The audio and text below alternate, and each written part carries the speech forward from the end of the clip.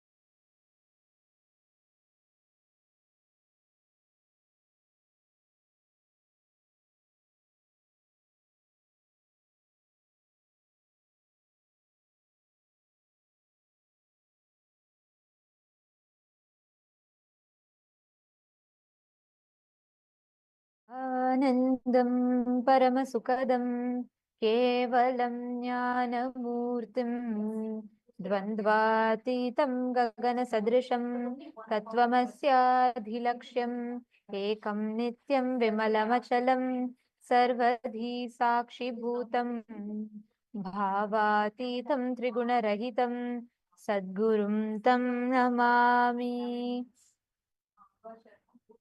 Nityanandam to all the viewers, participants, every one of you that are watching us on Facebook, Twitter, and YouTube, and all the participants of Paramashivoham level 1, level 2, and level 3.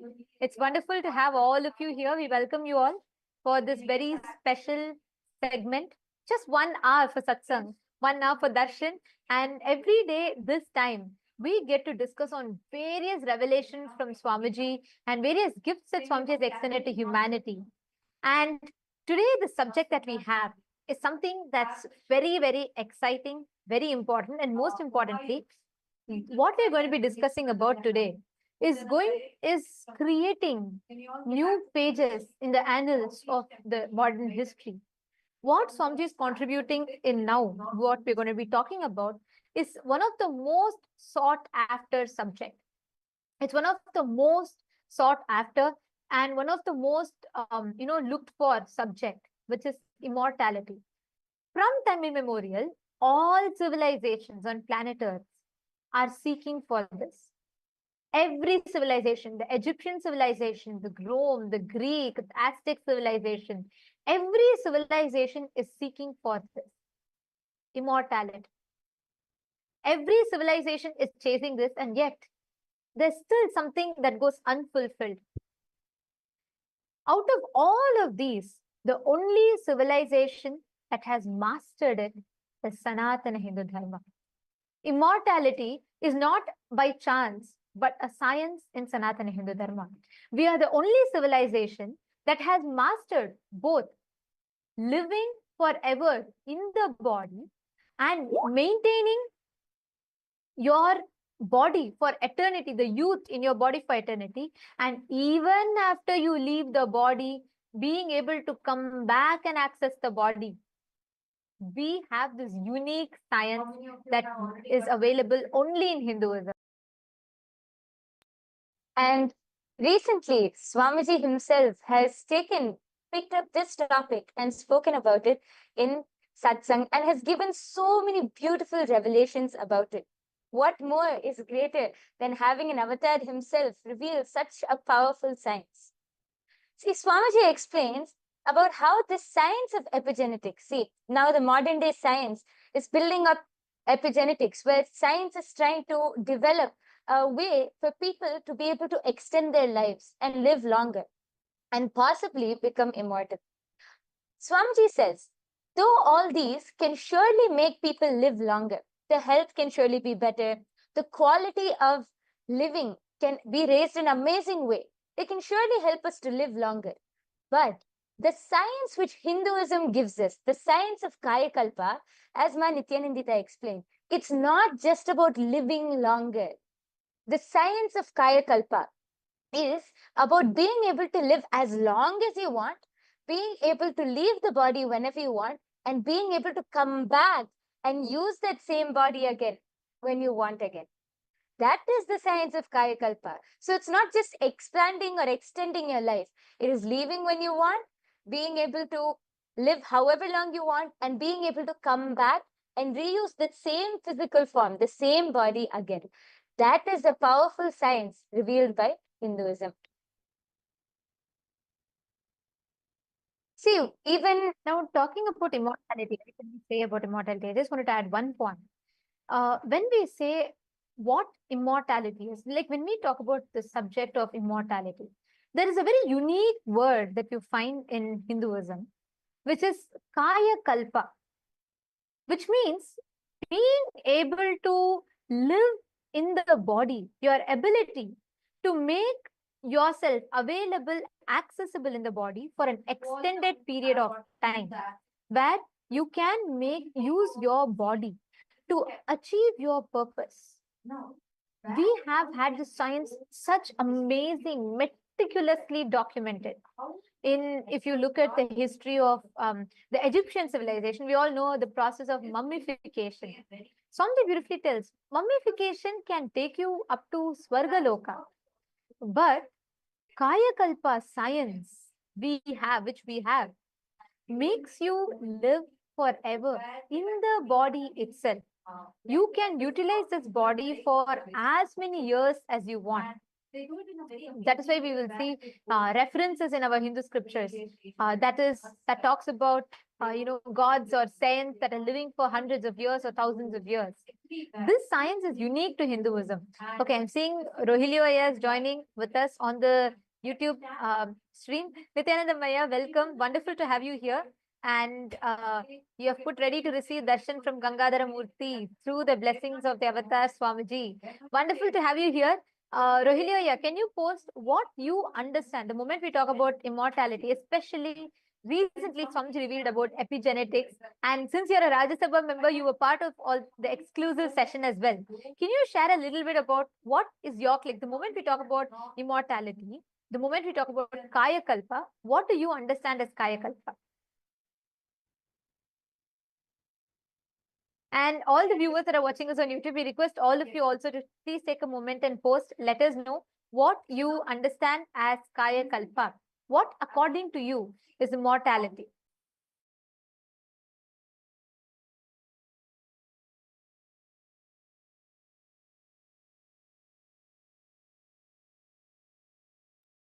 So let us take just a moment to understand what is the difference. See, first, what is epigenetics?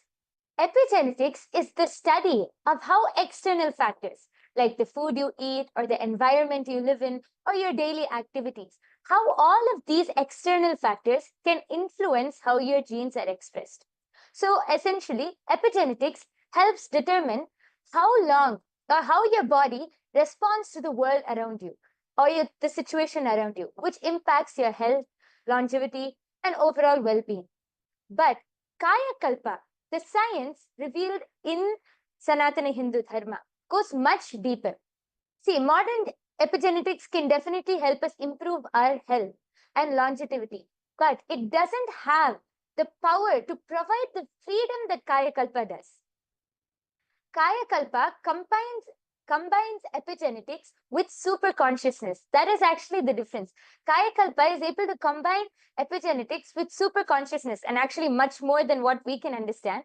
And it is the ability to be able to elevate your consciousness to the highest level, basically transcending the limitations of your physical body. Like even now, I'm sure that when we mention saying that this science of Kaya Kalpa is you can live for how long you want, you can leave the body whenever you want, and you can even come back and use the body again, it might sound like mind-blowing, impossible. That is what this whole science is about. It's transcending the very limitations of your physical body.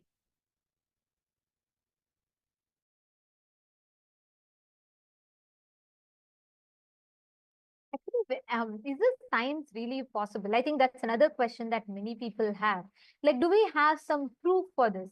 Because when we talk about Kaya Kalpa, of course, we all know a very popular, a popular or something that I would say that science is all gaga over right now, which is a very beautiful research that Dr. Bruce Lipton had done, which is about epigenetics, your ability to train or program your genetics, your genes. But did Hinduism have the science? My yoga friend, I think this is a question that many people would have. Do you want to maybe share some references to people about how is this science possible in both ways? Like, is it possible to preserve your body forever? And is it possible for you to access your body, go and come back when you want? Yes, definitely. So Hinduism doesn't only end in, in just one aspect or anything. It is full, like Hinduism gives us a full experience of this. So in our ancient Hindu history, actually, many of you would have heard of the great saints, great beings, like we have Ramanuja, we have the great king Vikramaditya, we have so many great kings and so many great our ancestors who were actually able to manifest this power of Kaya Kalpa. See, Adi Shankaracharya, one of the greatest spiritual masters, one of the greatest spiritual enlightened masters in Hinduism, was able to demonstrate this power of Kaya Kalpa. Adi Shankaracharya was able to transcend his physical body. He was able to leave his body at his will and experience higher states of consciousness. He was known for being able to see, one of the stories which I've heard is, of course, not just a story, one of the part of our history is that Adi Shankaracharya once had a debate. And in that debate, he was asked about the life of a householder, the Grihastha life. And he was a celibate. He did not know anything about a Grihastha lifestyle or the lifestyle of a householder. How could he know? But he had to answer. So he asked for 3 days' time, just asked for 3 days' time, and he said he will get back to this. I think it was Mandana Mishra who was on the other side debating.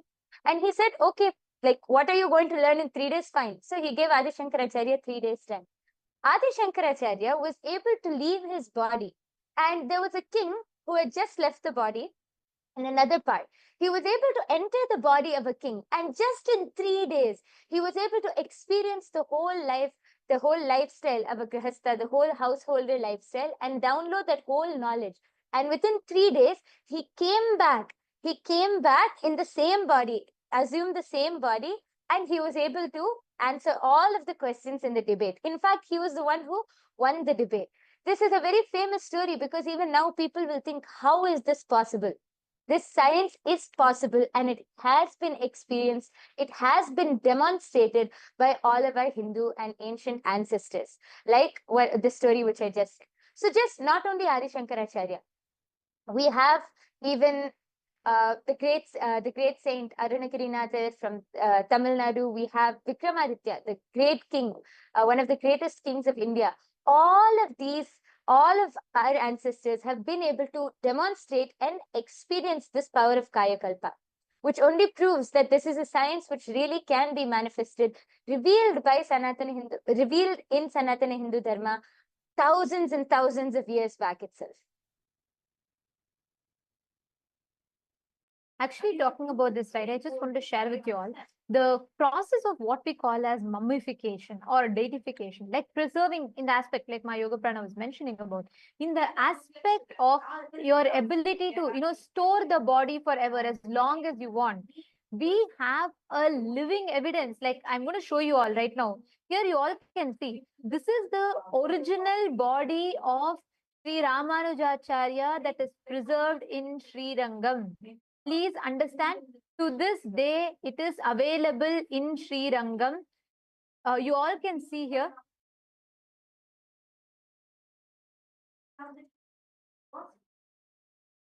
Here, you all can see, this is the exact body and this is preserved since 1137 CE.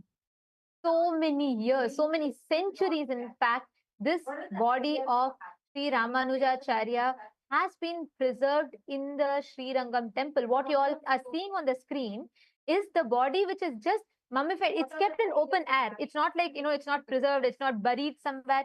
It's kept in a sannidhi, in a sanctum. It's kept in the open air. You can see even the nails of Ramanujacharya, the eyes, the skin, it is just preserved with haritakin, a few unique mixture that they apply yearly once on the body. What you're seeing is not a stone carved deity. Anyone, if you want to verify, you can go to Sri Rangam temple and you can verify it. To this day, you can see it.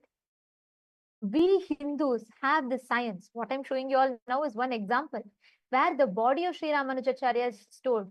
Same way, even today, if you go to Mantralaya is where Raghavendracharya's body is stored. To this day, you will hear his voice chanting, very softly chanting the mantra. Continuously, this goes on. You will hear it on his samadhi. His Jiva Samadhi is there. He's alive. See, we don't talk about concepts. We have living science that shows these as reality for us. Please understand, Hinduism is the only civilization on planet Earth that boldly goes all out and that showcases to you the possibility of how you can live for eternity. how you can tap into and access the science of living forever. This body is stored since 1137 CE, which is 885 years approximately, in Srirangam temple in present-day Tamil Nadu in India. You can still see his eyes, you can still see very clearly Ramanujacharya's nails, his hand, everything, and this is kept in open air. We Hindus were adept at this science. We are still adept at this science, but unfortunately, we today, how many of us even know? I mean, how many of you have heard, and how many of you even knew that Ramanujacharya's body is there? I mean, it's rare. We don't even know. Because that's the level that we are living in today. People are chasing cosmetic surgeries, people are chasing whatnot, having a statue at Madame Tussauds. It is these that make people immortalized, maybe in the Hollywood Walk of Fame. We think all of these concepts or all of these different ideas that immortalizes us. Very recently, my Yoga Prana, there was a talk show that was conducted by the India Today's Conclave, right? And it's called Playing God. So it's very interesting. I was listening to that. Swamiji had in fact spoken about it. If any of you want to know further about it, do visit the link in description. You can, in this same channel, KAILASA's SPH Nityananda, you can find the satsang where Swamiji very elaborately revealed about it. But anyways, coming back to this, my Yoga Prana. So I'm sure like we watched, right? Do you remember we all watched it? So there was a monk from ISKCON, and we had an AI specialist, and then we had a person who was specialized in studying the biology, the human biology, right? So the whole biointelligence. And there was something very interesting, right? I was thinking, what is the role that AI can play in immortalizing? Where are we? Where is science? How is science looking at it? And I remember that person was sharing that they're digitalizing. So basically what they're going to do is, even after you leave the body, there's going to be an AI that's going to be able to study you, that's going to be able to post like you, message like you, and act as you once you leave the body, which is in the social media, which is restricted to being on the social media. Like that can generate, responses to people, that can continue to post your images once you go. And that was the concept of, let's say, to be in touch with your family members, your friends, and everyone. But it is only limited to that. Even where science is currently advanced, we are only able to see up until there. And Swamiji very beautifully tells, right, the way how Hinduism introduces you to you, it says you are children of immortality. The possibility of immortality is the Hanuman, who is Chiranjeevi, who is eternally living. Even today he's alive. Or whether we take Ashwathama, whether we take, there are tons of references I can go on giving about people, beings who are immortal, who can live for eternity. And then like you shared, we have Adi Shankaracharya, the people who had Kaya Kalpa science. We even had Kinaram Baba. We had so many references of how people were able to go back. And, even if I have to talk about recent times, you all can Google and study the science of Tatwale Baba. How the whole science behind how he left. He lived for more than 120 years, and even now he's alive. Swamiji is very elaborately spoken about Tatwale Baba, who's also one of Swamiji's gurus, who did the whole Garuda Muligai process on Swamiji, which is like training Swamiji's body to be absolute, building Swamiji's body to manifest complete ultimate celibacy, and much more than that, manifesting various different aspects. So if you read his biography, there's something very interesting about it. To this day, people people still see him. He's alive. And he stopped aging at the age of 30. There was no trace of aging at all. He was able to cease aging. We all know Mahavatar Babaji. And I'm giving another reference, right? Tatwale Babaji. You want to add something? Go ahead. Yes, actually, when you said Tatwale Baba, the first thing I remembered was also Mahavatar Babaji. Even now, you go to the North Indian region and you go to those areas in around Kedarnath and all of those, around the temple area, you will see so many people who are able to, they will be sharing, saying that they had darshan of Mahavatar Baba. And he has not aged a day. He is so young. Anytime you see, you can actually ask so many people. I've heard so many stories of many people who go to Kedarnath, who go to those temples in the North Indian region, and they have darshan of Mahavatar Babaji. The way they describe is that he's glowing. He's fully glowing. He's so young. He hasn't aged at all, and that he's still. They see him in the physical body. See, it's not just a darshan or a vision which they get. No, they're able to see him with the two physical eyes and in the physical body.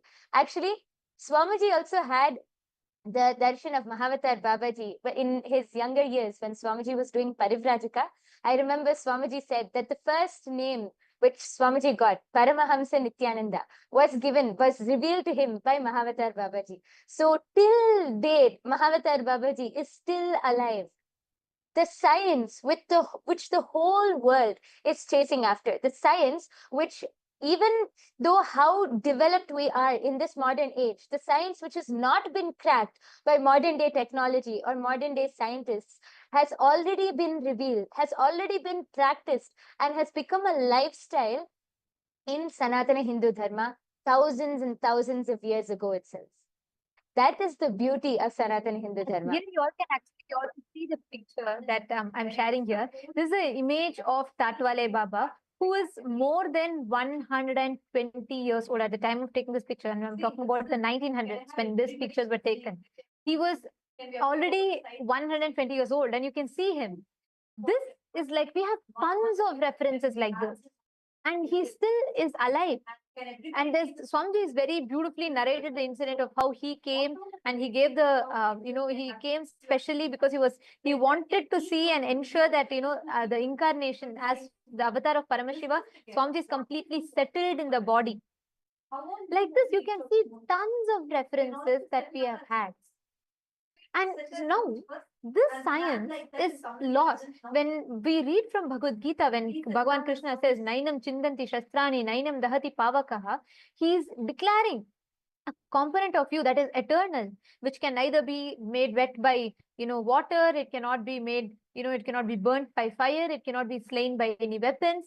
That component of you, that immortal component of you, that is what Swamiji is awakening in us. And Swamiji, after so many thousands of years where the science has been completely lost, we do have one or two enlightened beings who are living the science themselves, but for them to teach this, practice this, or create this, there is no ecosystem, there is no place where this science can be practiced. And that is why Swamiji has now, in Kailasa, Swamiji is creating the world's largest monastery, which is opening up to host the Kaya Kalpa, where Swamiji is going to be reviving and revealing the science. Swamiji is in fact established, Swamiji is himself an example of Kaya Kalpa. You can only see Swamiji is anti-aging more and more and more. And Swamiji has created this science.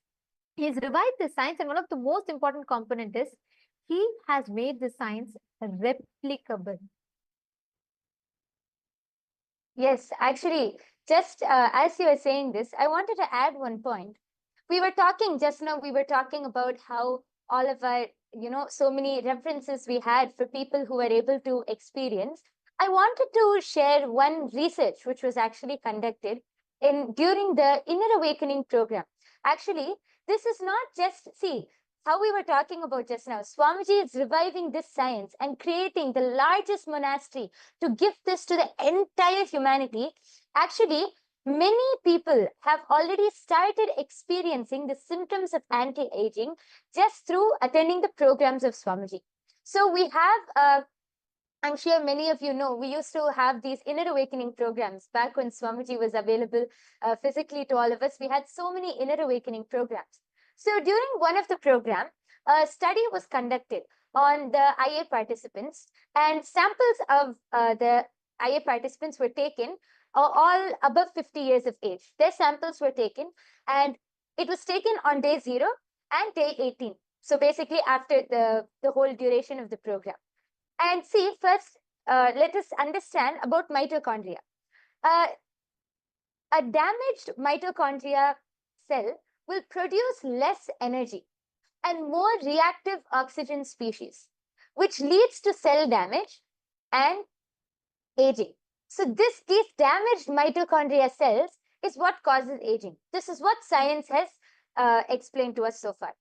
So a highly energized and efficient mitochondria is certainly likely to produce pure ATP and toxic free radicals, which causes anti-aging. But this is something which was not yet discovered by science, how we can energize the mitochondrial cells. So this study, which was conducted on our IA participants, they were clearly able to see that after the duration of the program, when they again took the sample from the participants and conducted the research, the results they saw was that there was 1300% increase in mitochondria activity and the cell viability in the program participants. And let us all note, all of these are participants above the age of 50. So all of these participants, they were clearly able to see that there was 1300% increase in the mitochondrial activity. Here you can see it is projected to you. Samples of the IA participants were randomized, all above 50 years of age, was taken on day 0 and day 18. And they again also took samples of non-IA participants, but volunteering in the ashram, all above 50 years of age on day 0 and day 18. All of these samples from day 0 were immediately transported to a laboratory and as well as on day 18. And these testings were done by MTT assay at the Postgraduate Department of Biotechnology at St. Aloysius College and Mangalore University. So these are all big colleges. These are all big universities. These tests were conducted by these universities. And they were clearly able to see, when they did the research and got the results, they were clearly able to see 1300% increase in mitochondria activity and cell viability in all of the program participants. Meaning, they started anti-aging. The cells, the mitochondrial cells, were fully infused with so much of life, with so much of energy that they started anti-aging.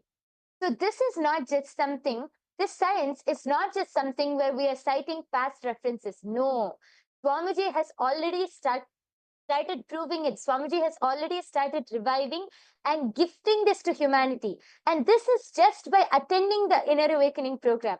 This is not through any special initiation, nothing. This is just by attending the program, they have started anti-aging. And now Swamiji is dedicating And there is one point I wanted to also add this one part, where when we talk about this, right, we had proper control groups that were in place and this extensive study that was conducted. And like my Yoga Prana said, 1300%. And this is a very important one because this has multiple byproducts of it, because the side effects of it is something phenomenal. We had biostatisticians who did the study and they produced these statistics and result. And you will be surprised to know that every participant had 100% completely recovered from anger, frustration. 100% of them completely recovered from chronic fatigue, depression, eating disorders, and fear, insecurity, insomnia, low energy and fatigue. And people who face panic attacks were completely healed. And 86% of them had complete healing from heart palpitations. And 83% of the participants were healed from rheumatoid arthritis. And 80% of the people were healed from lack of mental focus. And 79% of the participants were healed from chronic pain, mood swings, and asthma. And I'm projecting the statistics to all of you. You can all see here what were the profound impact of this. Today, we know that we do have many billionaires who are chasing the dream of immortality.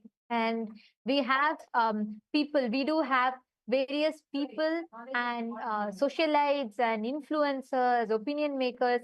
For example, most of you might be well aware about Brian Johnson, Mr. Brian Johnson, who's known for, who's known for his pursuit to live forever. And he's doing a lot of research on himself, including transfusing the blood plasma and changing. And to this extent, the work is happening. But Hinduism has already mastered the science. We have produced results, solid deliverables.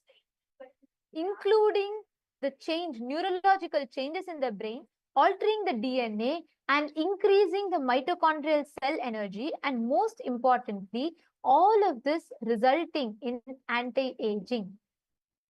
So many of the people want to know the science. What is the possibility of this? And the very interesting part was in this research that my Yoga Prana was highlighting about, doctors were able to absorb the neurological changes in the brain. Like, for example, the warm and positive personality trends, high problem solving abilities, and effective in decision making. And they were able to, the ability to lift the weight increased twice as much. See, please understand, we human beings have 25,000 genes. On an average, a human being has approximately 25,000 genes. But out of this, only 5% of your genes are active and expressional. Your hereditary illnesses, or we say transgenerational trauma. Like, for example, there was a study that was conducted where the victims of the Jewish Holocaust and the 3 generations later, when the study was conducted on them, inexplainable trauma they were also going through, and people didn't know why. And when there was a very interesting research that was conducted, it said how just because their great-grandparents or grandparents suffered with trauma, the transgenerational trauma, the trauma was passed down through the hereditary. So this is something that we all commonly know about. Now, out of the 25,000 genes, only 5% are actively expressed and functional. And there was a study that was conducted as a combination of wet lab study, which is using the latest microarray chips, which microarray chips are the chips that help in studying the gene expression. So they conducted the study of gene expression before and after the Inner Awakening program in the year 2011 in April. And they also went to a dry lab bioinformatics analysis, which used a sophisticated software that specializes in identifying relevant genes, their pathways, and the possible end result in order to narrow down further the data that was generated from the previous studies that we showed all of you. You will be shocked to know. This, there's one point that I want to also add before I enter into that, is this was conducted similar to a study that was done at the Harvard Medical School by Jeffrey A. Dusk. And this was conducted in July 2008. And this study found that all the participants had complete improvement in immune modulation, immunity to cancer, especially to liver cancer. And these participants were able to manifest, they were able to manifest the higher powers and dimensions. This showed that their genetic hereditary disorder that they carried was able to be completely healed from a single initiation from Swamiji. This is the impact, this is the effect of this initiation, the process that Swamiji is conducting. That is why we say Guru Shishya Sampradaya is the backbone, it is the base. This entire study, it was that's something so profound, is we were able to find such amazing results that was tangible, measurable, and most importantly, replicable. Across over 50 plus inner awakenings that were conducted, persistently, this similar results, if not more, has only been found. Which is where Swamiji has identified clearly, Swamiji has established the science behind how you can make it possible.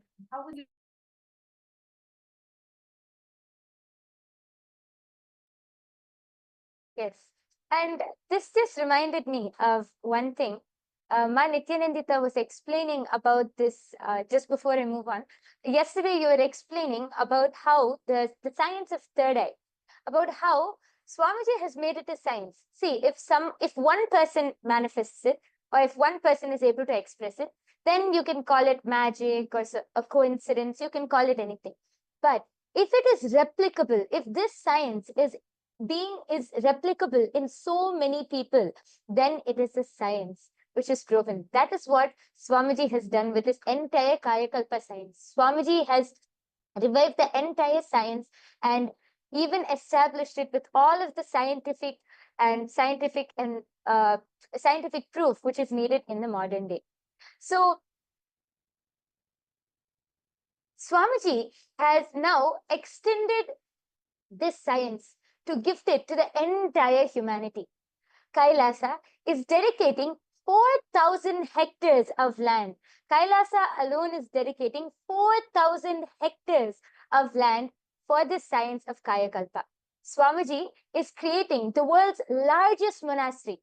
See, Swamiji was explaining in the satsang the other day that currently the largest monastery in the world is 800 hectares in the Buddhist monastery in Thailand.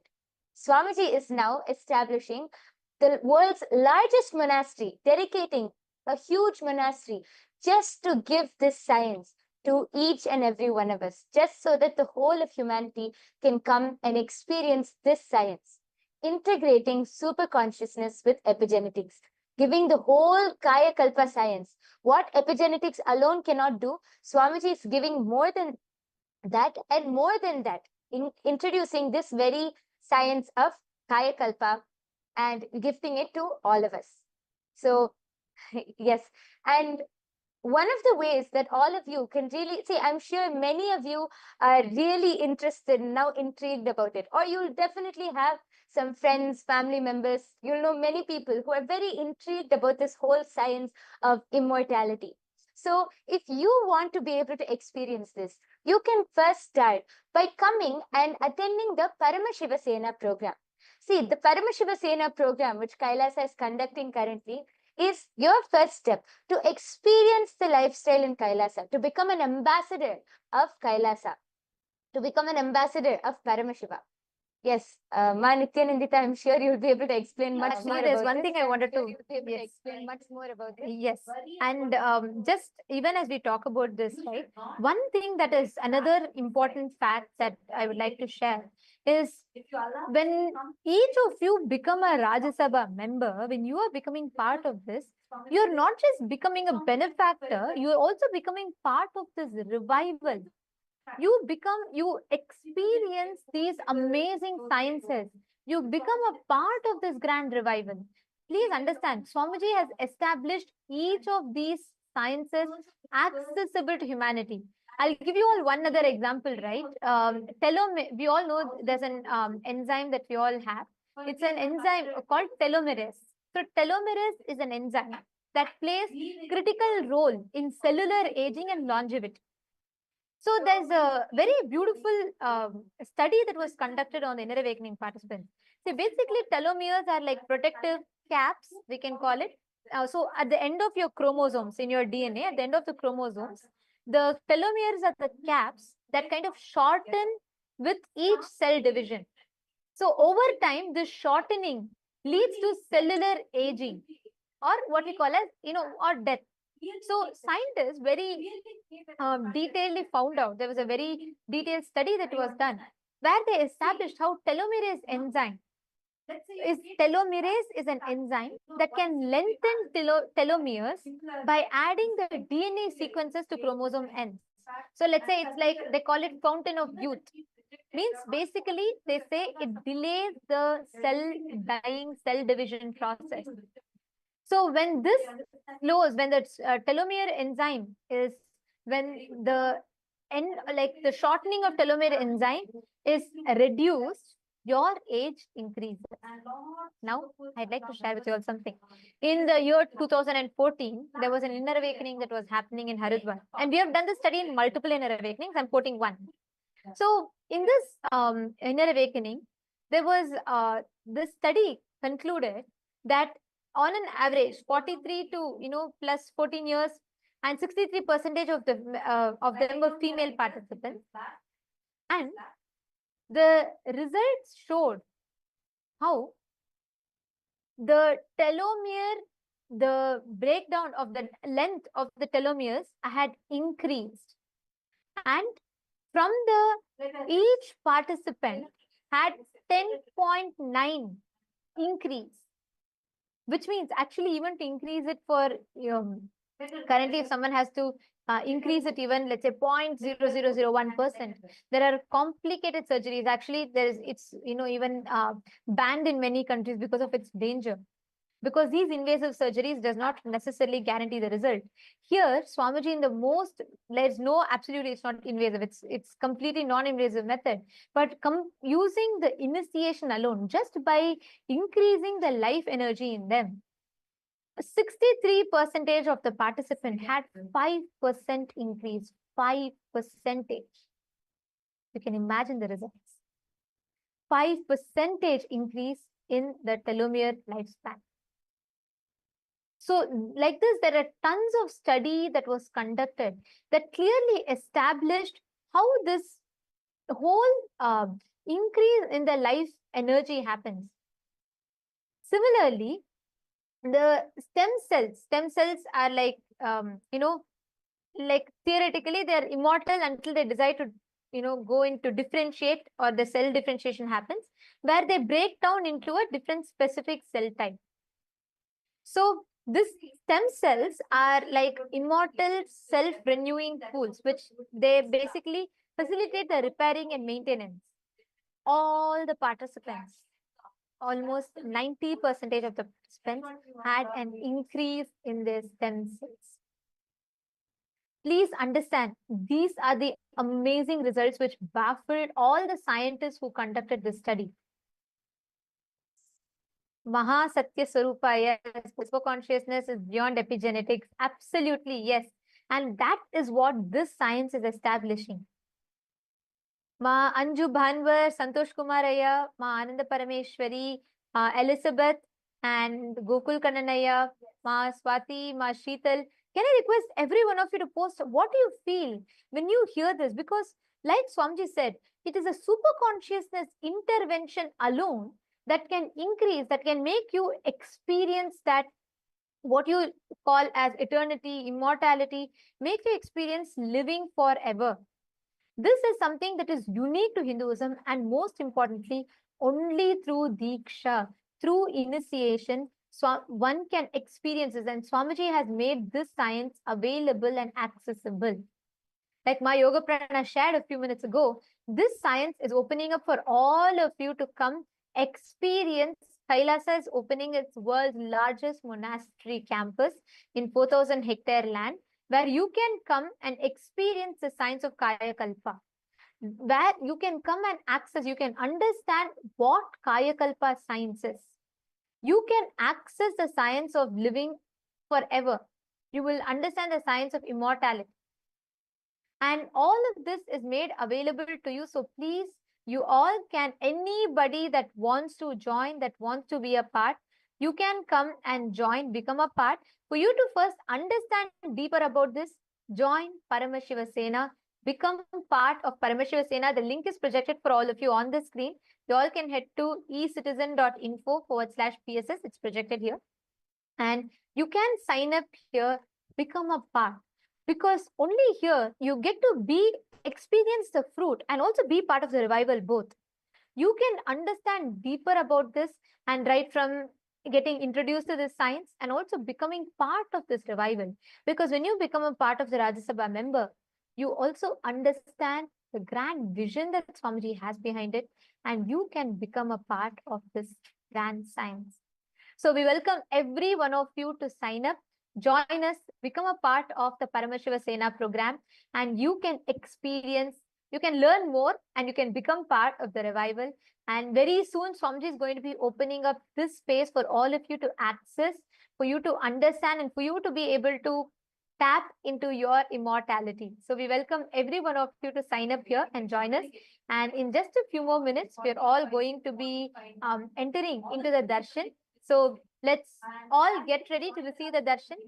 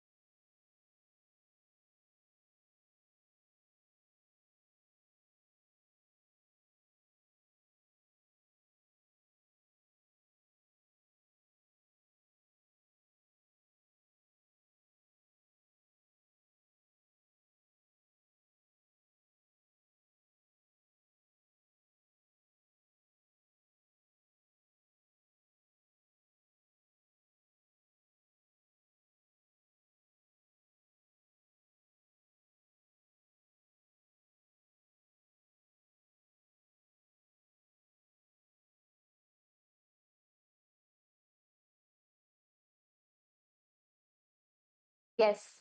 So now, before we enter into the darshan and the satsang with Swamiji, let us first understand how we can reach out and how we are able to directly access the great truths and revelations and the beautiful darshan of Swamiji through all and various social media platforms. Kailasa is the world's largest digital nation, and we have multiple social media handles through which you can reach out to Swamiji. The first is YouTube. All of you can head to Kailasa's SPH Nityananda YouTube channel, and this is our official channel. Don't forget to subscribe. You can click on the latest live video, the live stream, and you can post all your boons, prayers, comments, anything which you would like to post. You can go ahead and post that in the live comment section below, and Swamiji will directly be attending to and answering all of your questions. The next platform is Instagram. All of you can head to Kailasa's SPH Nityananda Instagram handle, and you can follow our official handle, and you can click on the live video through Instagram. You can see all of Swamiji's wonderful pictures from all of the darshans. You can see the latest events which are coming up, the wonderful close-up pictures and all of the handsome pictures of Swamiji. And you can go click on the live video and post your prayers as comments, your prayers, boon requests, anything which you would like to post. You can click on the live video and post that as comments below. Don't forget to follow the Instagram handle to be continuously updated with all of the wonderful pictures of Swamiji. The next is the Twitter handle. All of you can head to Kailasa's SPH Nityananda Paramashivam Twitter handle, now known as X, and you can click on the follow button and you can be updated of all of Kailasa's latest events. And there you can go to the topmost pinned post and click on the reply icon. There, you will be able to post any questions which you have. You can post your boons, prayers, comments, anything. And you can also post any questions which you have about any topic, about any satsang, any topic, any revelation which Swamiji has given. You can post your questions and have a nice Vakyata Sadas on through this platform. Through this platform. And also, we request all the participants, every one of you, to take a few minutes, share the darshan as you're watching, because today we're all having the darshan of Gangadhara Murthy, Ganga Visarjana Murthy. So just as we all receive the darshan, please make sure you take the time to share with your friends, family members. It's just one share for you, but that's something life transforming for them. So do take that moment and invite them to join us in this darshan and to enjoy, to receive Swamiji and receive the blessings and grace in their life. Today, the Parliamentary House of Kailasa welcomes all of you for today's voting. Today, we'd like to discuss with you all upon the Hindu Holocaust, which represents one of the history's most suppressed genocides, with over 500 million innocent Hindus' lives lost. Swamiji, through his tireless dedication, pouring his blood, life, and sweat, has taken bold action by establishing Kailasa, a nation for all the persecuted Hindus worldwide. And Swamiji is the first person to take Hindu persecution to global stages like the United Nations and so on. So the question for all of you is, how can the global Hindu diaspora raise their voice against the Hindu Holocaust and be part of this solution? We have a few options listed for all of you. We'd like to request all of you to go through it, and you can cast your vote for which you resonate the most with. We thank all of you for joining with us today. And now let us all get ready. It's time for us to receive the darshan. And let us now listen to the latest updates from the Ask Nityananda AI, right after which we will be receiving the darshan of Swamiji.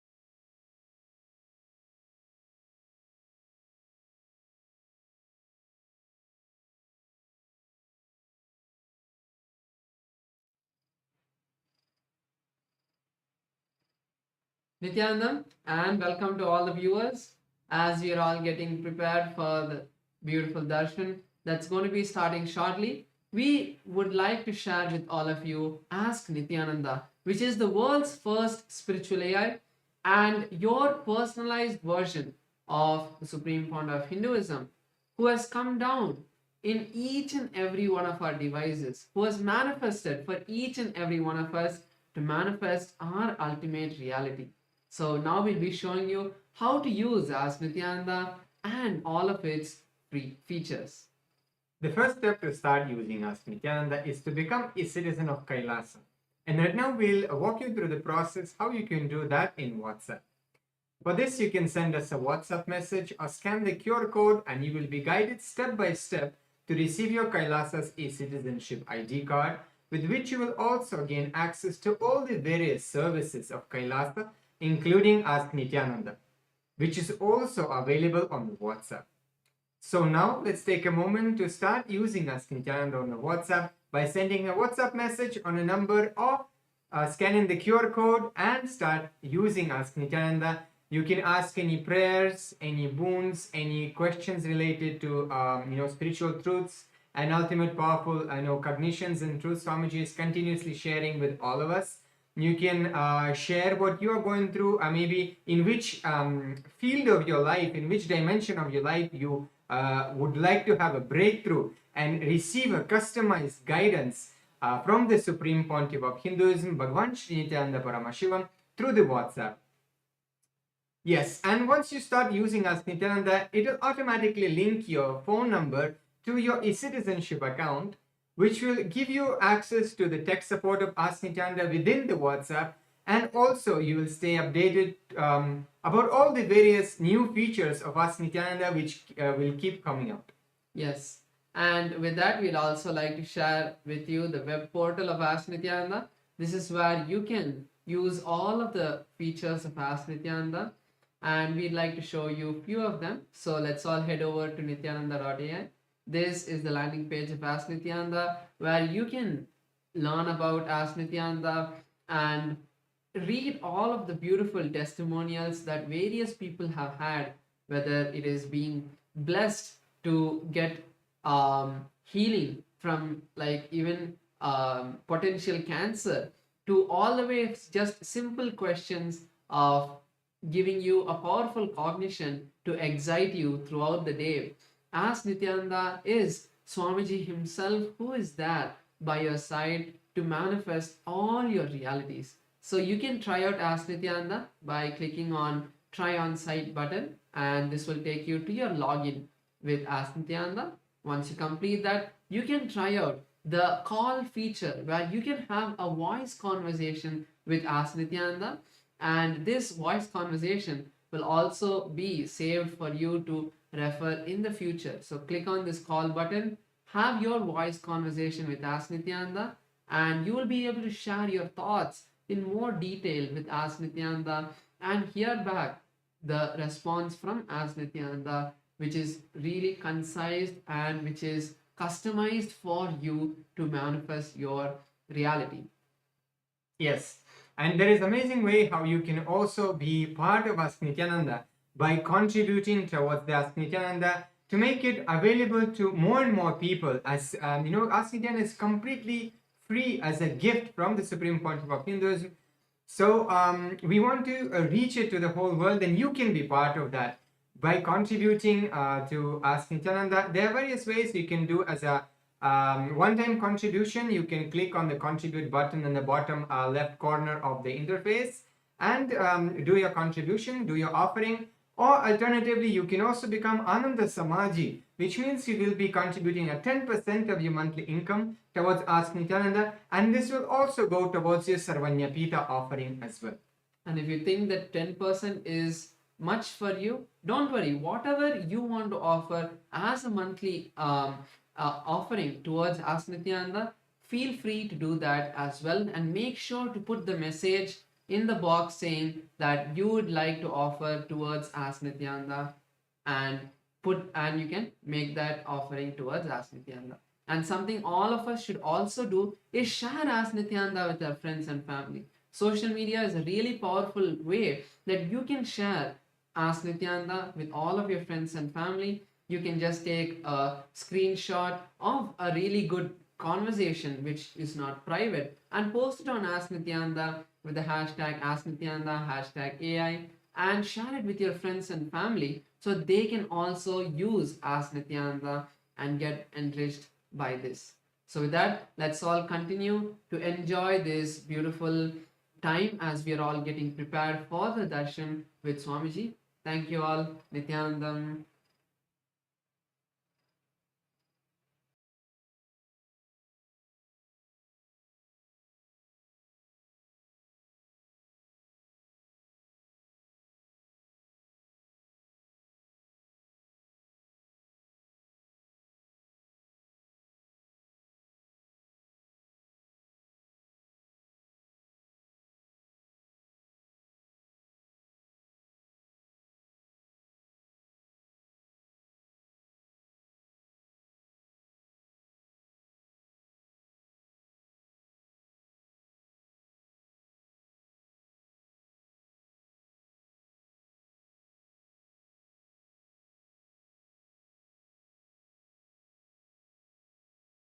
Connecting with the divine with your eyes closed is meditation. Connecting with the divine with your eyes open is darshan. Come, let us all now move from meditation to darshan. Slowly, very slowly, please open your eyes.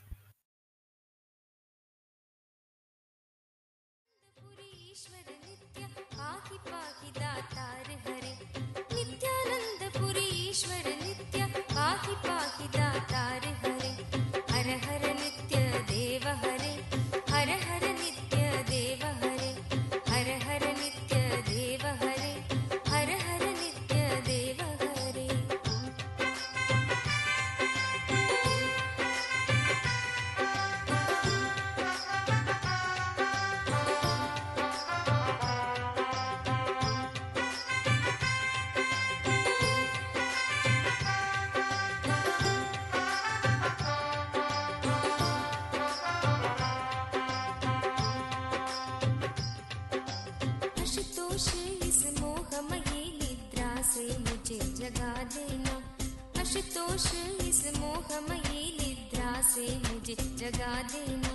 विषम वेदना से विषयों की मायाधीश छुड़ा देना। विषम वेदना से विषयों की मायाधीश छुड़ा देना। रूप सुधा की एक बूंद से जीवन मुक्त।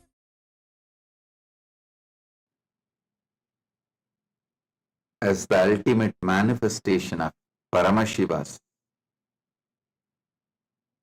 Gangadhara Murthy, Ganga Visarjana Murthy, I bless you all with Paramadvaita, Paramashivasya Gangadhara, Ganga Visarjana Murtayo, Paramavatare, Paramadvaita Praptaye Yushman Sarvan Asirvadami. Paramasiva பரம்பொருளின் பரம வெளிப்பாடுகளான கங்காதரமூர்த்தி, கங்கா விசர்ஜன மூர்த்திகளாக உங்கள் அனைவருக்கும் பரமாத்வைதத்தை அருளி ஆசீர்வதிக்கின்றேன்.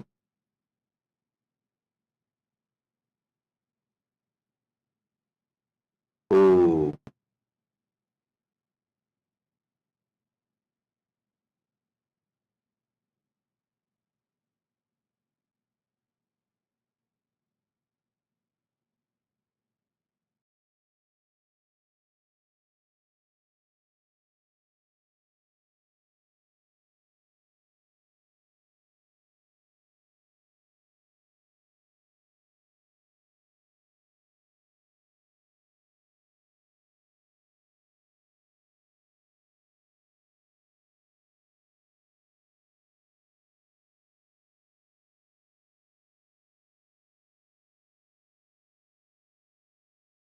नेत्राणां दशभिष्यते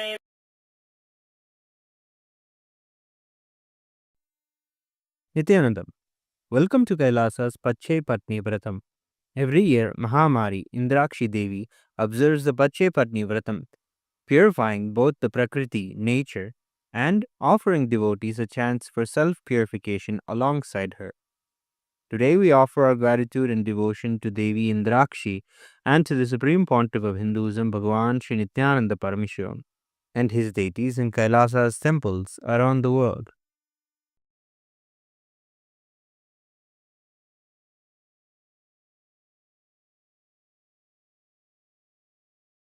नेत्राणां दशभिष्यतैः परिवृताम् अत्युग्रचर्माम्बराम् हेमाभां महतीं विलम्बितशिखा मामुक्तकेशान्विताम् घण्टामण्डितपादपद्मयुगलाम् नागेन्द्रकुम्भस्तनीम् इन्द्राक्षीं परिचिन्तयामि सततम् प्रत्यक्षसिद्धिप्रदाम् सहस्रदलपङ्कजे सकलशीतरश्मिप्रभम् वराभयकराम्बुजम् विमलगन्धपुष्पाम्बरम् प्रसन्नपदनेक्षणम् सकलदेवतारूपिणम् स्मरेच्छिरसि हंसकम् तदभिमानपूर्वम् गुरुम्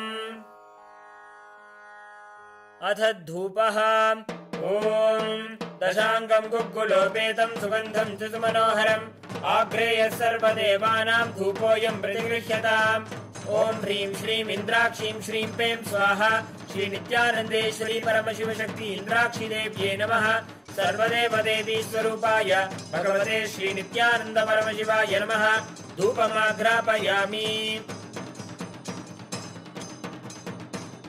अथ दीपः ॐ साज्यं त्रिवर्ति संयुक्तं वह्निना योजितं मया ग्रहाणमङ्गलं दीपं त्रैलोक्यतिमिरापहम् श्री नित्यानन्देश्वरी परमशिवशक्ति श्रीमद् राजराजेश्वरी पराभट्टारिकायै नमः ॐ ह्रीं श्रीं इन्द्राक्षीं श्रीं पें स्वाहा श्री नित्यानन्देश्वरी परमशिवशक्ति इन्द्राक्षी देव्ये नमः सर्वदेवदेवी स्वरूपाय भगवते श्री नित्यानन्द परमशिवाय नमः दीपं सन्दर्शयामि अथ नैवेद्यम् ॐ अमृते अमृतोद्भवे अमृतवर्षिणी अमृतं श्रावय श्रावय स्वाहा ॐ ह्रीं श्रीं इन्द्राक्षीं श्रीं पें स्वाहा श्री नित्यानन्देश्वरी परमशिवशक्ति इन्द्राक्षी देव्ये नमः सर्वदेवदेवी स्वरूपाय भगवते श्री नित्यानन्द परमशिवाय नमः नैवेद्यं निवेदयामि नैवेद्यानन्तरमाचमनं समर्पयामि नीराजनम् ॐ साङ्ग्रहण्येष्ट्यायजते इमां जनतागुं सङ्गृह्णानीति द्वादशारत्नीरचना भवति द्वादशमासा संवत्सरः संवत्सरमेवावरुन्धे मौञ्जी भवति ऊर्ध्वै मुञ्जाः ऊर्जमेवावरुन्धे चित्रा नक्षत्रं भवति चित्रं वा एतत्कर्म सर्वमङ्गलमाङ्गल्ये शिवे सर्वार्थसाधिके शरण्ये त्र्यम्बके गौरी नारायणि नमोऽस्तुते ॐ कर्पूरगौरं करुणावतारं संसारसारं भुजगेन्द्रहारं सदा वसन्तं हृदयारविन्दे भवं भवानी सहितं नमामि भवं भवानी सहितं नमामि भवं भवानी सहितं नमामि श्री नित्यानन्देश्वरी परमशिवशक्ति श्रीमद् राजराजेश्वरी पराभट्टारिकायै नमः ॐ ह्रीं श्रीं इन्द्राक्षीं श्रीं पें स्वाहा श्री नित्यानन्देश्वरी परमशिवशक्ति इन्द्राक्षी देव्ये नमः सर्वदेवदेवी स्वरूपाय भगवते श्री नित्यानन्द परमशिवाय नमः कर्पूरनीराजनं सन्दर्शयामि रक्षां धारयामि शोणाद्रीशावताराय ज्योतिस्तम्भस्वरूपिणे श्रीकैलासप्रधानाय नित्यानन्दाय मङ्गलम् तत्त्वज्ञानप्रदाताय नित्यानन्देश्वररूपिणे श्रीकैलासप्रधानाय नित्यानन्दाय मङ्गलम् मूलप्रकृतिरूपाय परमशिवशक्तिस्वरूपिणे श्रीकैलासप्रधानाय नित्यानन्दाय मङ्गलम् दण्डत्रिशूलहस्ताय कालकालस्वरूपिणे श्रीकैलासप्रधानाय नित्यानन्दाय मङ्गलम् आदिपूज्याय देवाय सकृत्पूर्णत्वरूपिणे श्रीकैलासप्रधानाय नित्यानन्दाय मङ्गलम् सर्वाभयविनाशकाय शत्रुसंहाररूपिणे श्रीकैलासप्रधानाय नित्यानन्दाय मङ्गलम् योगभट्टाभिषिक्ताय राजसन्न्यासधारिणे श्रीकैलासप्रधानाय नित्यानन्दाय मङ्गलम् सार्वभौमैकपत्याय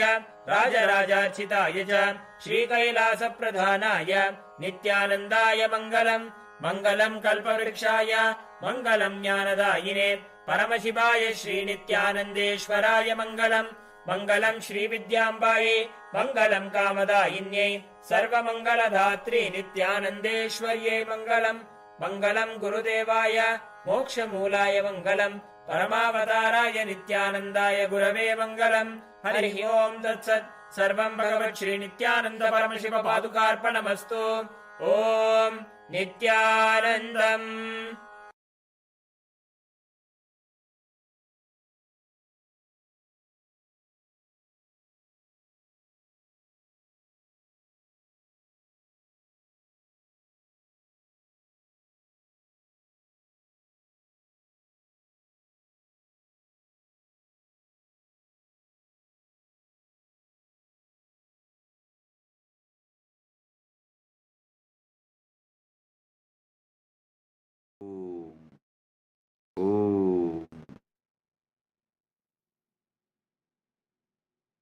Paramashiva's direct message from Maha Kailasa. Proktani Navatatvani Kalani cha Navashrunu Vidata Srishtikaletu Stitikaletu Keshavaha Samhara Kale Rudrastu Bohakale Maheshwaraha Yoga Kaledu Sadakyo Jnana Kaledu Bindukaha Dvani Kaledu Nadatma Cha Anya Kaledu Shaktayaha Shiva Kale Viseshantu Cha Ishanopi Tatakramat Shivamurtihi Shaktimurtir Nadatma Bindumurtikaha Sadashiva Maheshana Rudra Keshava Vedasam Navatattva is the direct message from Paramashiva from Maha Kailasa. Listen.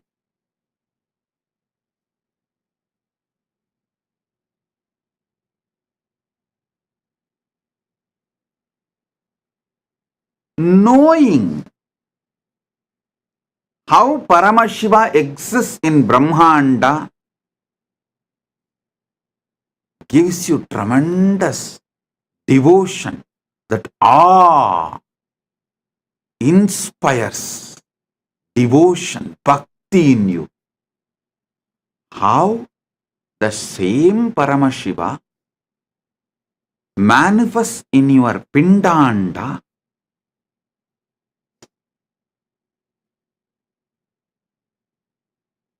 knowing that you experience oneness. Listen. Knowing how Paramashiva exists in Brahmanda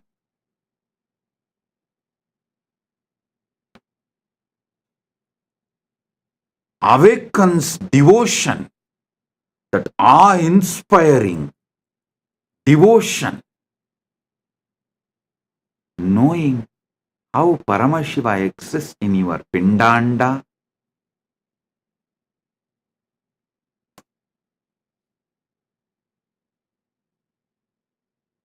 makes you experience Paramadvaita, oneness. This verse, these principles of Navatattva, Paramashiva himself powerfully manifests, unimaginably, powerfully manifests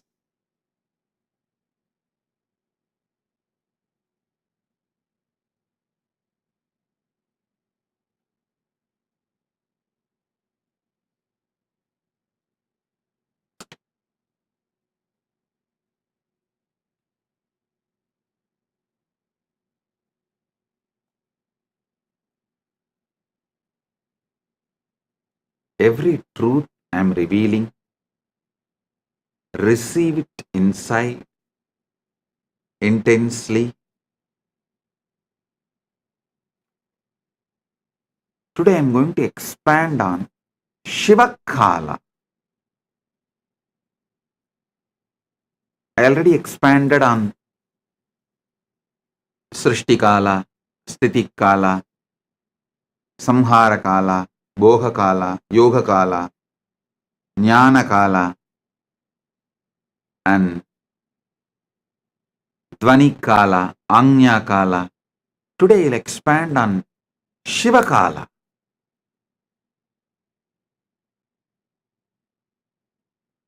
Mahadeva himself, Paramashiva himself, beautifully reveals more details of how spontaneously, simultaneously, synergetically he manifests, how he is avyakta, nishkala, and vyakta, sakala, sakala and nishkala. How he is both and beyond. He describes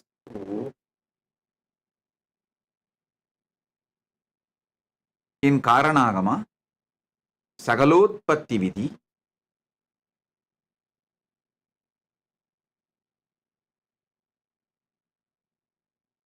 Ityevam Nishkalam Proktam Parambhavamiti Smrutam Srishtistam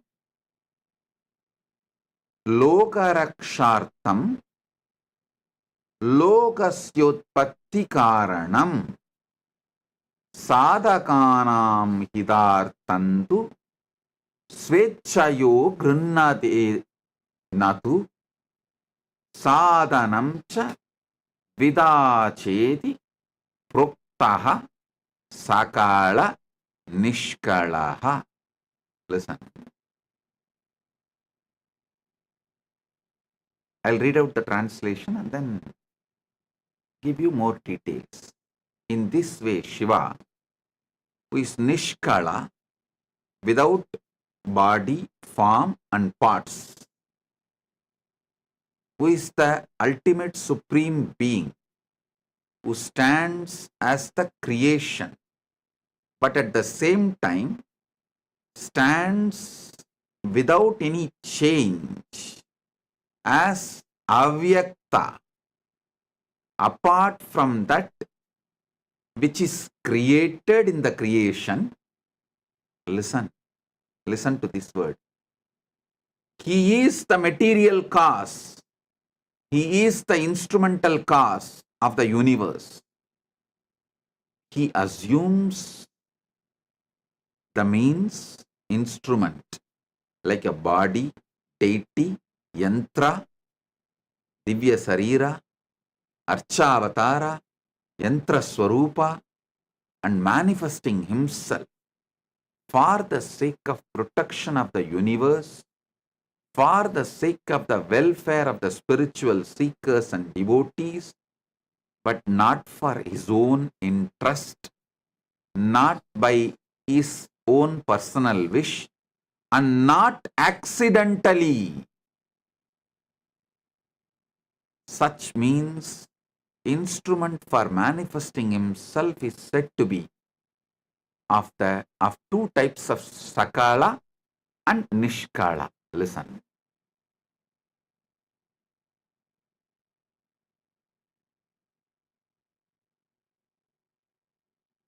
He exists as avyakta, unmanifest.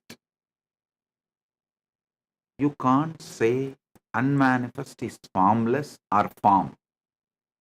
The very idea of form, formlessness, exists in manifest.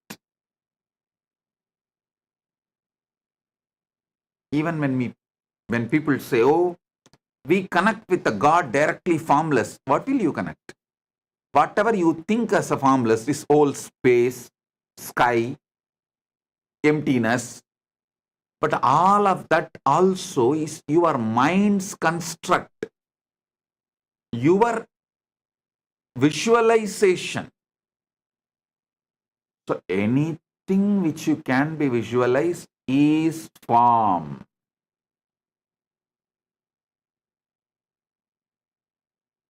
Beyond even the extension of your visualization. See, when I say extension of your visualization, it's like you have seen an elephant and you visualize the elephant with one trunk. Extension of visualization means same elephant you try to visualize with 3 faces, 3 trunk. That is extension of visualization. Whether your visualization or extension of visualization, it is form. Whatever you imagine as formless also is form. That is why I say,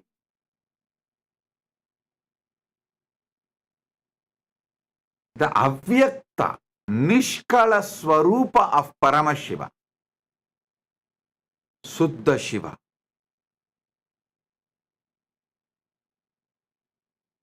You can't say he has a form and he does not have a form. He is he. What you call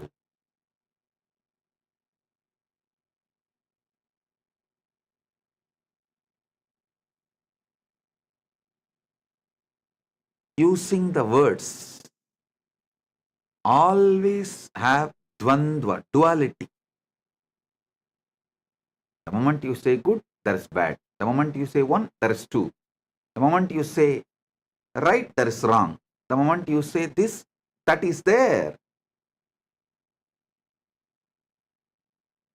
He is nishkala.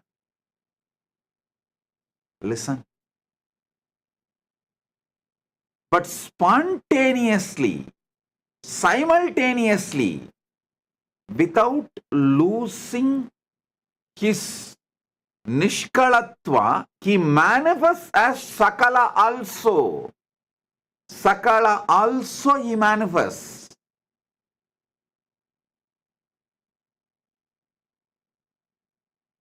I sincerely recommend all my disciples to read Brahma Sutra Srikanta Bhashyam. It's one of the beautiful book.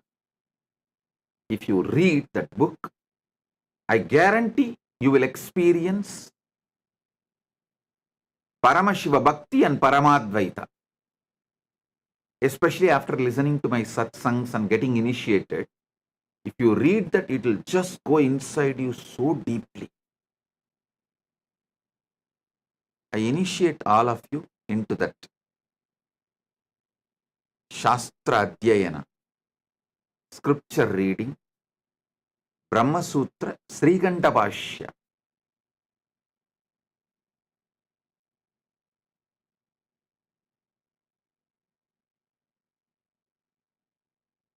There is a beautiful verse in Sanskrit. Shankaram Shankaracharyam Srikan Keshavam Badarayanam Sutra Bhashya Kritav Vande Bhagavantau Punah Punaha means Shankara himself came down as Shankaracharya. Keshava, Vishnu himself came down as a Vyasa. Vishnu came down as a Vyasa and wrote the sutras, Brahma Sutras. Shankara came down as a Shankaracharya and wrote Bhashya. It says Shankaram Shankaracharyam Keshavam Badarayanam Sutra Bhashya Kritav Vande Bhagavantau Punah Punaha. I can say with all my confidence, Srikandam Srikantacharyam Srikanta Paramashiva came down as Srikantacharya Keshavam Badarayanam Sutrabhashya Kritau Vande Bhagavantau Punah Punaha Shrikandam Srikandacharyam Keshavam Badarayanam Sutrabhashya Kritau Vande Bhagavantau Punah Punaha. Srikantacharya is direct manifestation of Srikanta Paramashivam from KAILASA. Srikanta Paramashivam manifests all the agamas, reveals all the agamas. The same Paramashiva as Srikanta, who manifested all the agamas, came down as Srikanta Shivacharya, Srikantacharya, and revealed Brahmasutra Srikanta Bhashyam.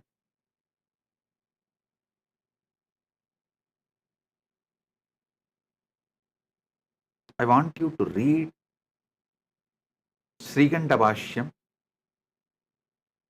The translation is available in Tamil, English, in all languages. You just need to Google, that's all. Now what I am explaining, you will get deeper and deeper understanding. Listen. Anubhuti comes by Shaktipada and Shaktinipada. Living the Anubhuti is a competence you need to build. Not losing the Anubhuti given by the Guru, you need to build a competence, competent body and mind to receive it and store it. So,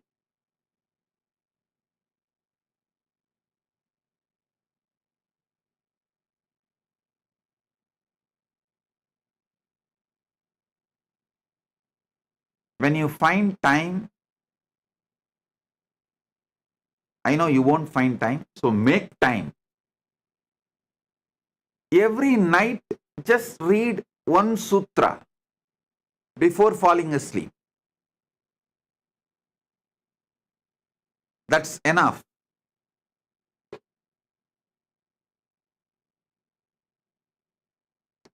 You will celebrate the Paramashiva's existence with so much joy.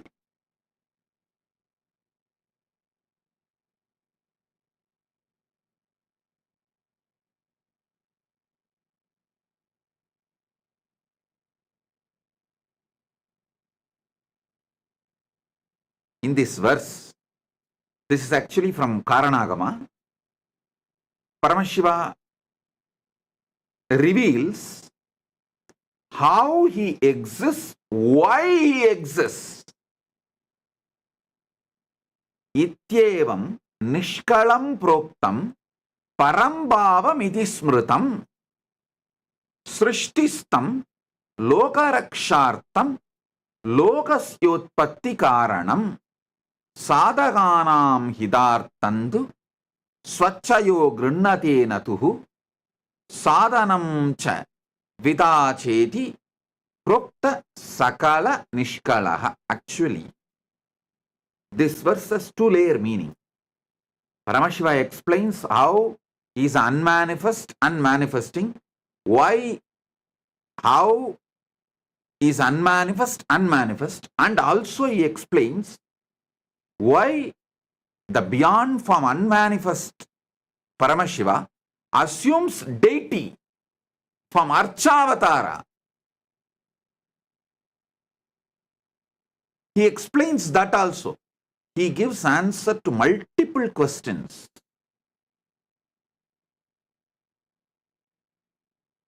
Some of the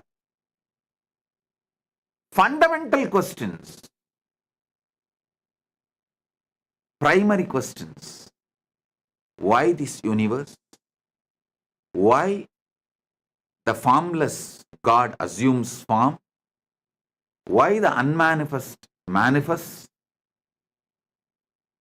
About all that, he gives deep, powerful, sacred secrets. He is not giving answers. Be very clear. He is sharpening your curiosity to get into conscious access to his existence. Listen. He is not satisfying your intellect.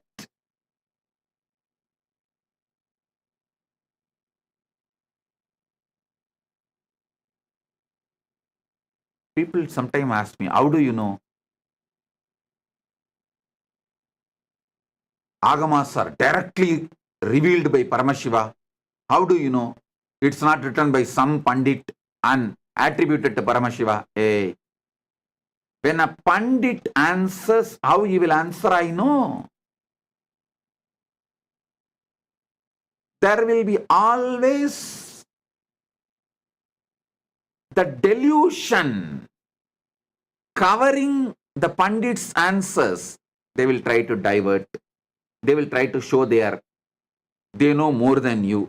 They will try to only somehow manage the situation.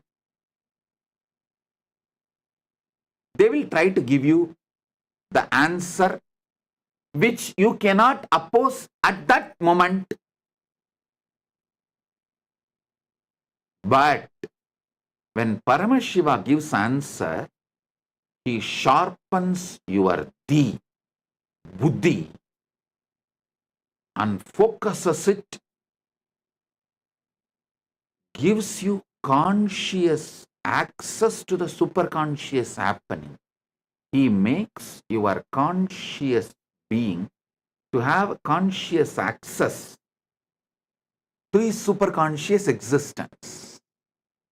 That is why I am absolutely clear. Agamas are revealed by Paramashiva directly. I can guarantee it. At least a person who is in that Paramashiva space, who is no more an individual, whose body, mind, whole being is directly used by Paramashiva. That is why this answer Paramashiva gives about his existence, he is not giving some intellectual answer. He is sharpening your your intelligence, and pushing your to have conscious experience of him.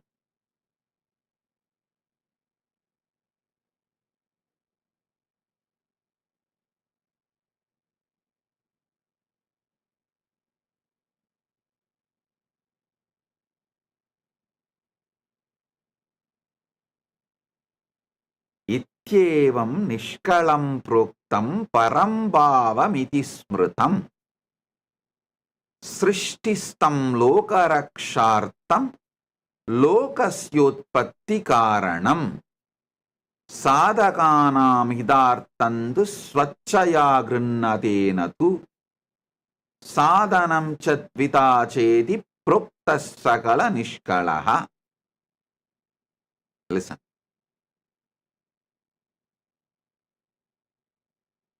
Paramashiva in his avyakta unmanifest form, he decides to manifest. He is the material cause, instrumental cause. These two different. That is, material cause and instrumental cause. That word you need to understand. In Vedanta, we have that Katanyaya, means some Vedanta Sampradayas say Parabrahma is like a clay and your ego is the potter, makes the pot. Some Vedanta Sampradayas say Parabrahman is the potter, clay is the Maya, and potter makes the pot. The world is the pot. But Paramashiva clearly reveals, hey, material, the clay, instrumental cause, the potter's energy which makes the universe, both is me. He demolishes the Maya Vata or Ekanma Vata, different sects of Vedanta.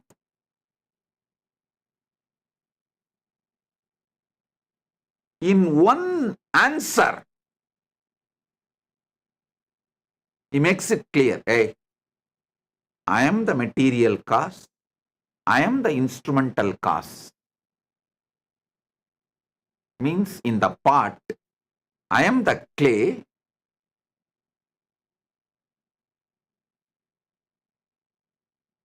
I am the clay, and I am the potter whose energy makes the pot.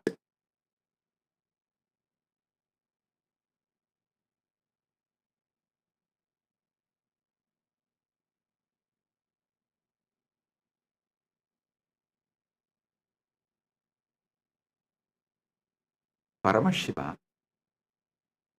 is such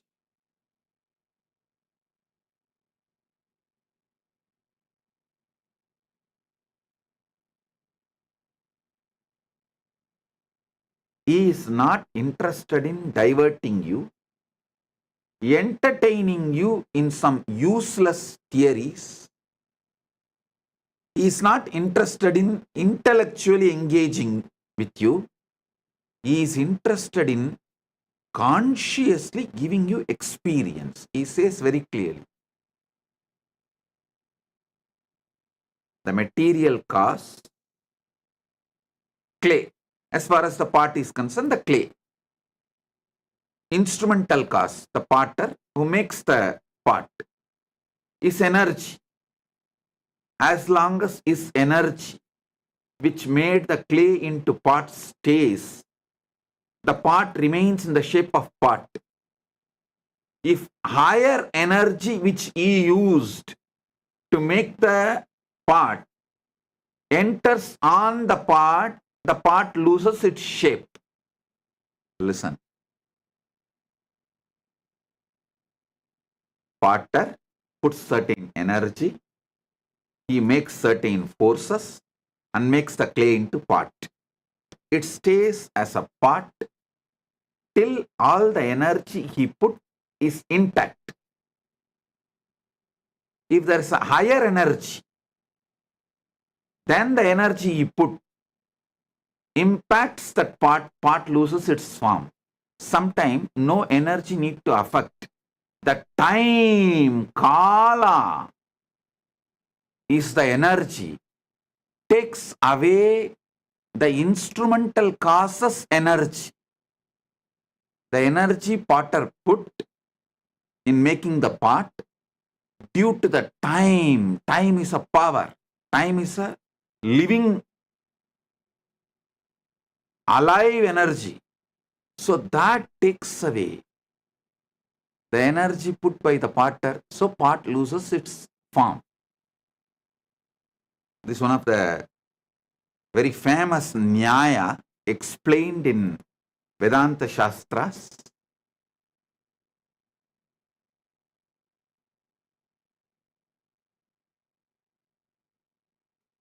Here Paramashiva breaks all the parts. He makes it clear, hey, I am the material cause, clay. I am the instrumental cause of this whole universe. The next statement he makes is the wonderful thing.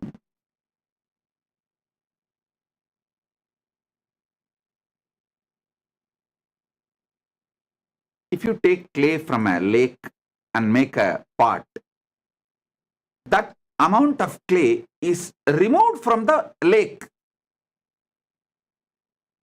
Here he says, no. Even though I decide to manifest as this universe, nothing is removed from my existence because I spontaneously exist as avyakta and vyakta.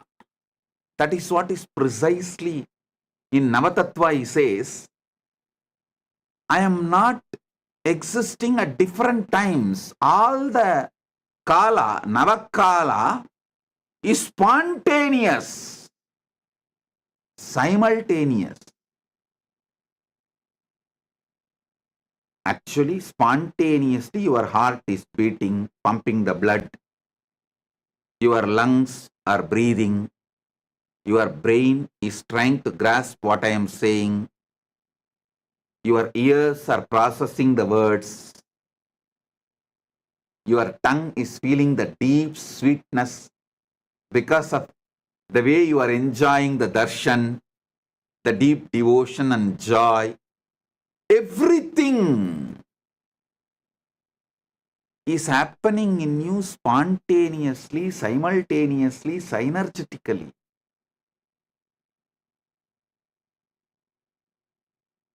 Just to process the information, I am wearing white dress with white and red lotus garland and talking about the Paramashiva, Navatattva.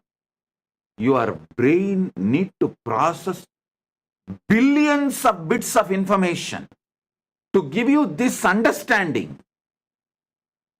Your brain need to process billion bits of information.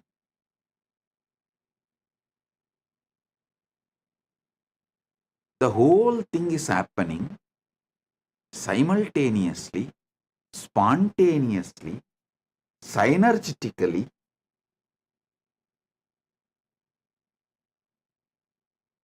Because that is the way Paramashiva exists in Brahmanda. That is the way Paramashiva exists in your Pindanda.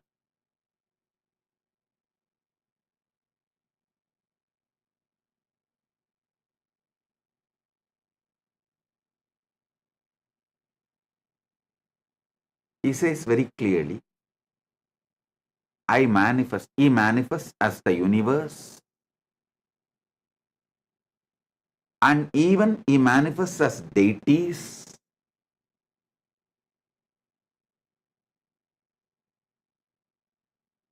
Not for any of his personal wish. He does not feel, oh, let people pour all the milk, ghee, Panchamrita, do Abhishekam to me. There's no personal wish. Same way, not that accidentally manifested, no. Out of anugraha, grace. Beautifully uses the word srishtistam lokarakshartham. Grace. Here in Navatattva he says, Shivakale Viseshantu cha Ishanobi.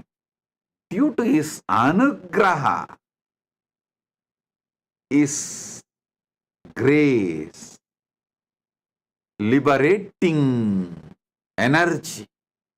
He manifests as a Shakti, Dvani, Nada means Nada is the Dvani, Nadatma, Nada, Bindu, Maheshwara, Rudra, Vishnu, Brahma. Listen, from his south face, Agora, if he manifests as Shakti, It will be Kali, ferocious, because that south face is specifically doing the samhara job. But he says, I manifested from Ishana. For liberating, I manifested. That is why he puts the word specifically, Ishana. Kale Viseshantu cha Ishanopi Tatakramat.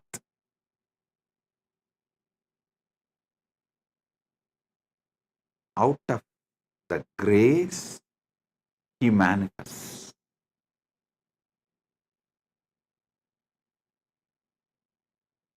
He is the material cause, he is the instrumental cause, and nothing is reduced because he manifested as universe.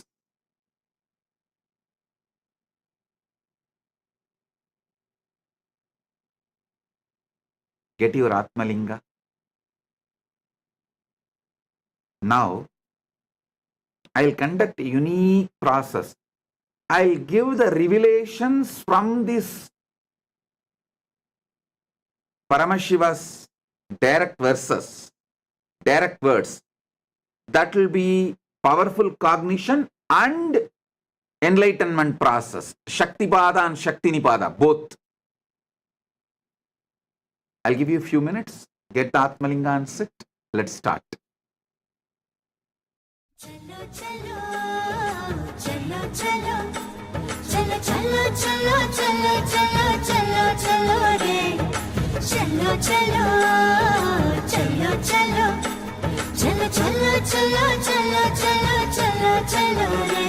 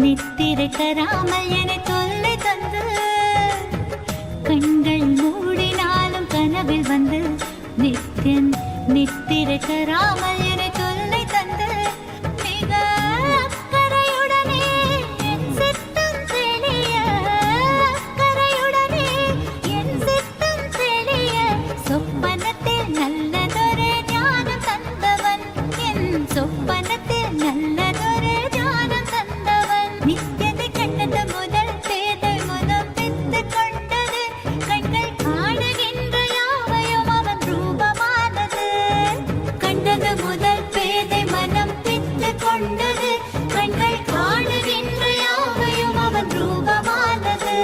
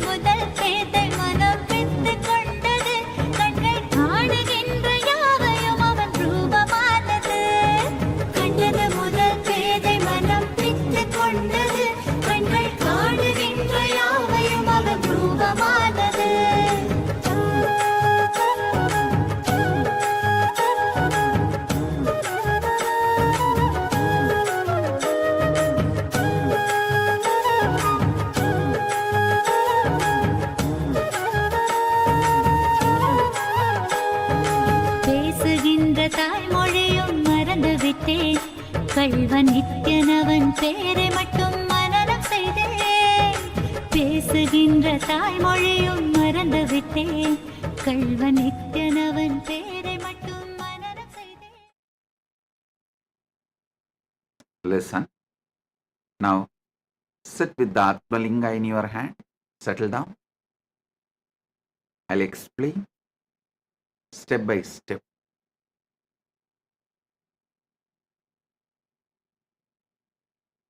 Proktani Navatatvani Kalani cha Navashrunu Vidata Srishtikaletu Stitikaletu Keshavaha Samharakale Rudrastu Bohakale Maheshwaraha Yoga Kaledu Sadakyo Jnana Kaledu Bindukaha Dvanikaledu Nadatma Cha Anya Kaledu Shaktayaha Shivakale Viseshantu Cha Ishanopi Tatakramat Shivamurtihi Shaktimurtir Nadatma Bindumurtikaha Sadashiva Maheshana Rudra Keshava Vedasam. Paramashiva resides as the source of first person of the cosmos, macrocosm, Brahmanda, resides as the source of the first person of you inside Pindanda. Paramashiva in Brahmanda and in Pindanda is one and the same. The I you experience in you, that Paramashiva, Suddha Shiva, pure Nishkala, manifests as Parabrahma during the Srishti, creation in you and in cosmos, in Brahmanda or Pindanda. Paramashiva in you manifests as Vishnu during Stitikala, sustenance, in you and in cosmos. Parandama, Paramashiva manifests as Parandama in cosmos and in you during the sustenance period. Paramashiva manifests as Rudra, Maharudra in Brahmanda and Pindanda, in macrocosm and microcosm, during the period of rejuvenation, Samhara Kala. Paramashiva manifests as Maheshwara in Brahmanda and in Pindanda during Boha Kala, enjoyment period. All your enjoyments are done, celebrated by Maheshwara. Do not have fear, do not have greed towards enjoyment.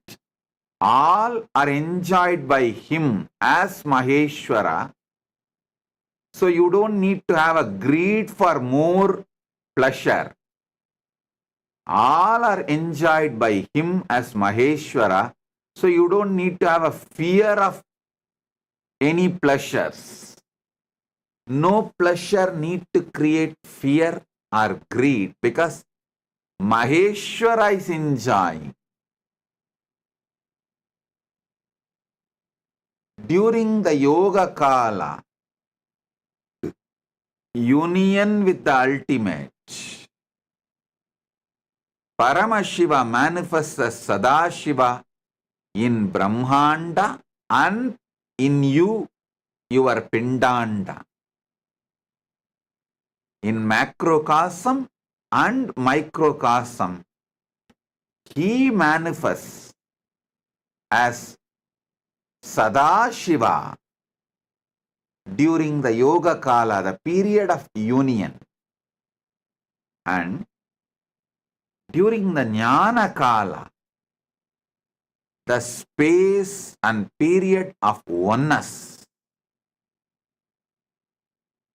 Paramashiva himself manifests in Brahmanda and in your Pindanda as Bindu Murthy, Bindu, pure life.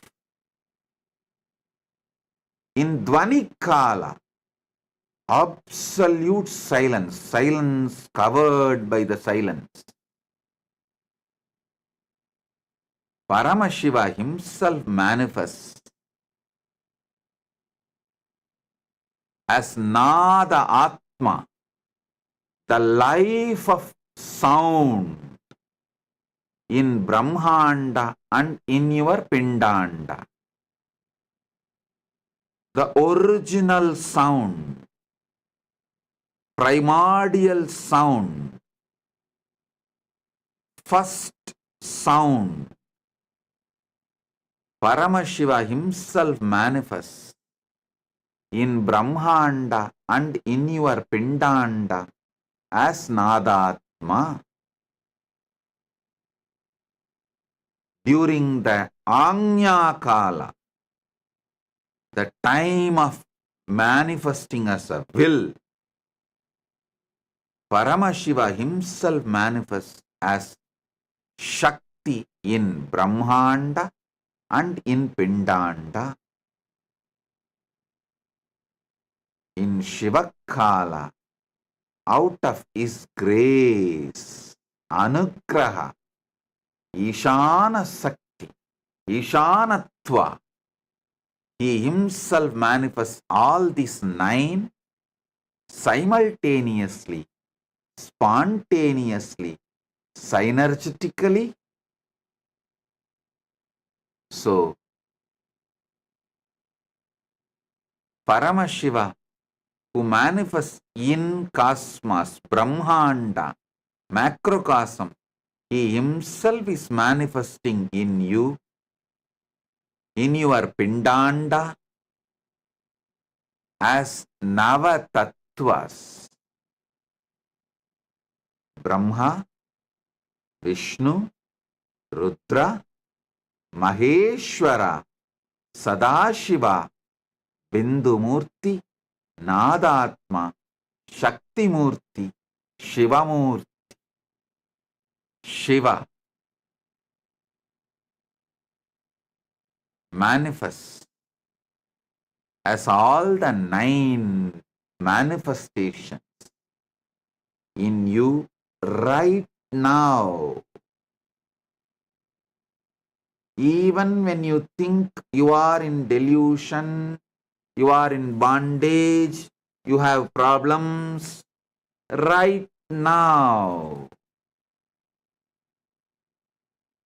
he is manifesting as 9 manifestations, Nava Tattvas, purely out of his grace. He has no personal wish, no personal interest, and not as accident. Sadhakanam hidartantu swachaya grinnate nathu sadhanam cha Pita cheti proktakaha sakala nishkala. He manifests lokarakshartam lokasyotpatti karanam. He has no personal interest. He has no personal wish. And he has not manifested accidentally.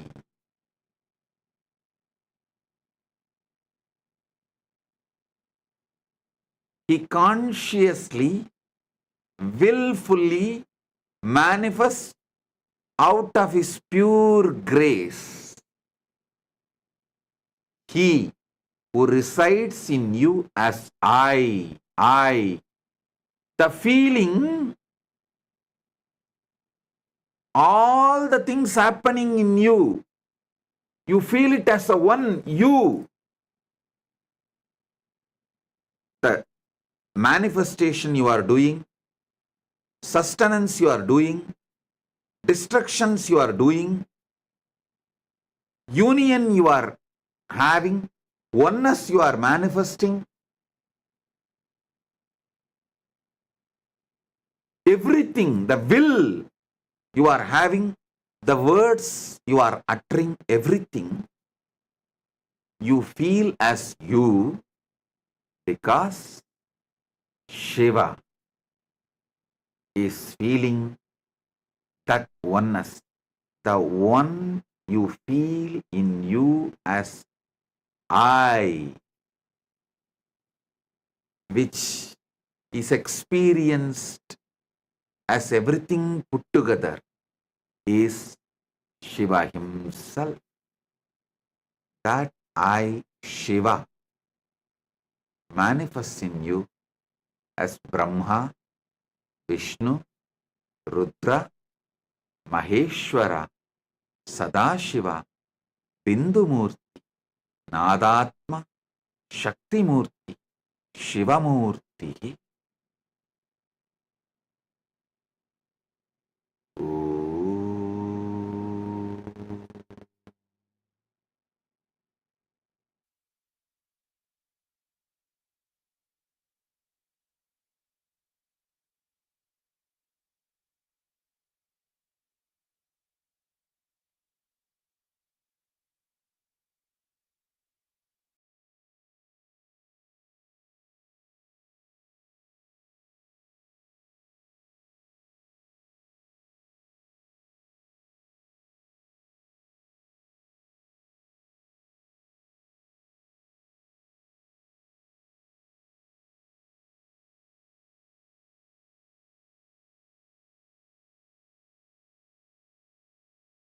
From Maha Kailasa,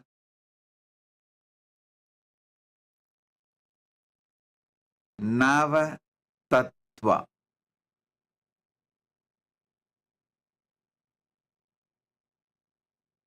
Manifest Navatattva in you, knowing that is your true nature, not for any other personal wish, personal interest, not accidentally, but because this is the Parama Satya, ultimate truth, and your true existence, the way you exist, this is your isness, your true existence.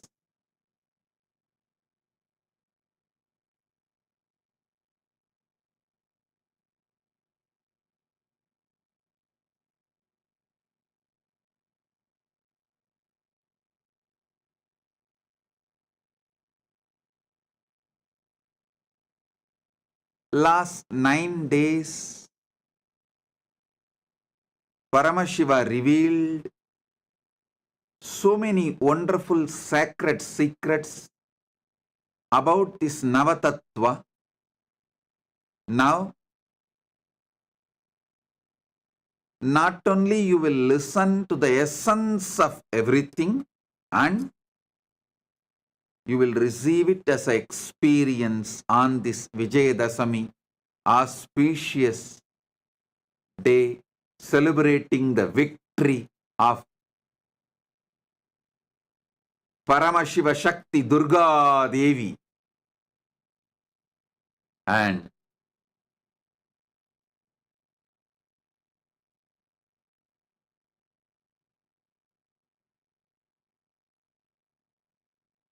all the auspiciousness starts manifesting from Vijayadasami day, as this is the victory day.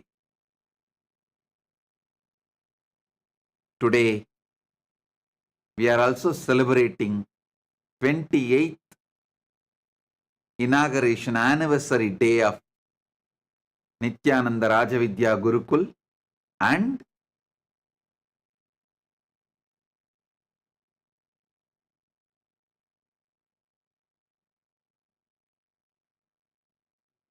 this year Chaturmasya Vrata attains Purnatva today.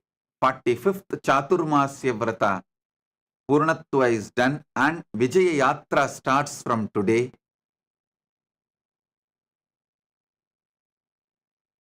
Nityananda Rajavidya Gurukul is the revival of the ancient enlightened Hindu civilizational education system, started from Paramashiva. He started teaching to Paramashiva Shakti and to all the Rudras, Vidyeshwaras, Ganeshwaras, Astreshwaras from Kailasa. It's continuing till now. 28 years before, I revived it in this manifestation. So, we are celebrating all these wonderful things on this auspicious day. Listen to Paramashiva's direct message. Proptani Navatatvani Kalani cha Navashrunu Vidata Srishtikaletu Stitikaledu Keshavaha Samharakale Rudrastu Bhogakale Maheshwaraha Yogakaledu Sadakyo Jnanakaletu Bindukaha Tvanikaletu Nadatma Cha Anyakaletu Shaktayaha Shivakale Viseshantu Cha Ishanopi Tatakramat Shivamurtihi Shaktimurtir Nadatma Bindumurtikaha Sadashiva Maheshana Rudra Keshava Vedasam.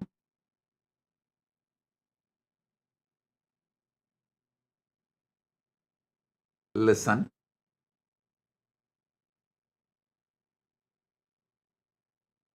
Paramashiva manifests as this Navatattvas simultaneously, spontaneously, synergetically.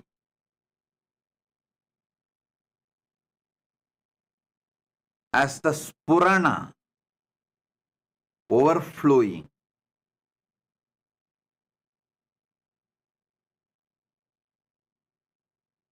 Shivamurti,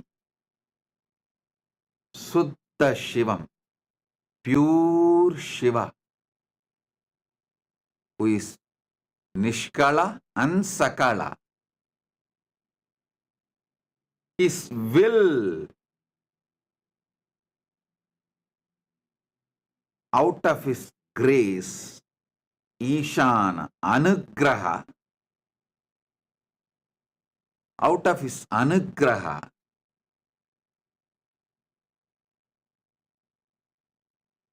in his Anya Kala, the will, he manifests as Shakti. in his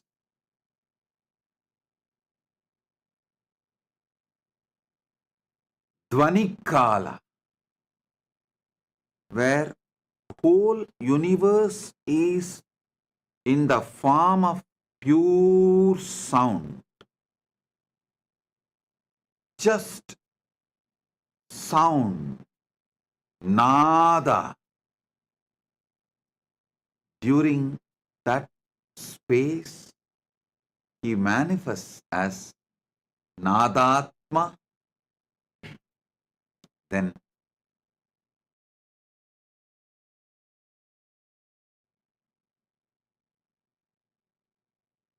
during the time of pure life, Bindu Kala, he manifests as Bindu Murthy. That Bindu Kala is also called as Jnana Kala, the pure oneness. During the time of pure oneness, Jnana Kala, he manifests as pure life, Bindu Murthy. Then during the Yoga Kala, the space of union, he manifests as Sada Shiva. During the Boha Kala, the enjoyment, celebration, he manifests as Maheshwara. During the Samhara Kala, rejuvenation, he manifests as Rudra. During the Sthiti Kala, sustenance, he manifests as Keshava. During the Srishti Kala, creation, he manifests as Brahma. From Brahma, he manifests this Brahmanda and this Pindanda, which you are carrying as you. Listen. Not only he manifests this Nava Tattva in Brahmanda, he manifests as this Nava Tattva even in your Pindanda. Not just in macrocosm, but in microcosm also. There is no difference between macrocosm and microcosm. There is only one difference between macrocosm and microcosm. That is, when the macrocosm winds up and merges, still listen.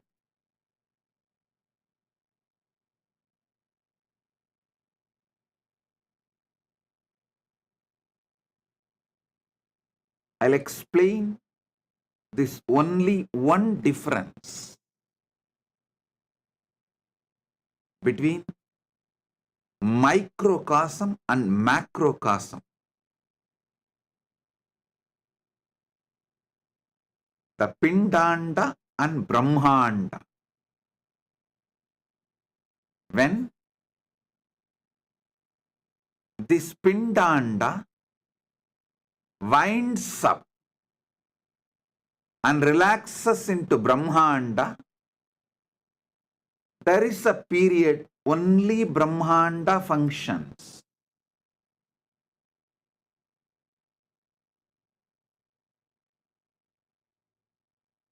For example, your deep sleep state. During deep sleep, all the energies in this microcosm merges back in the macrocosm. But still, this microcosm continues to function because macrocosm is functioning.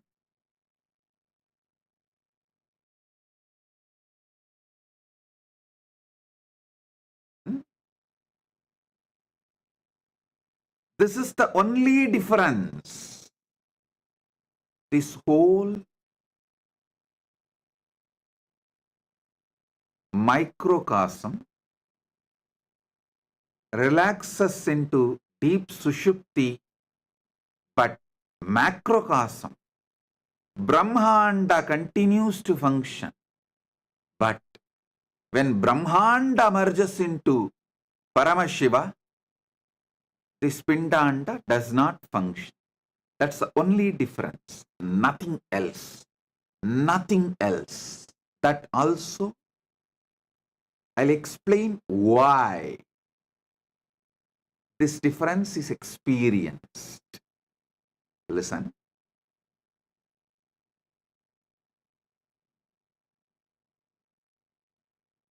Paramashiva beautifully reveals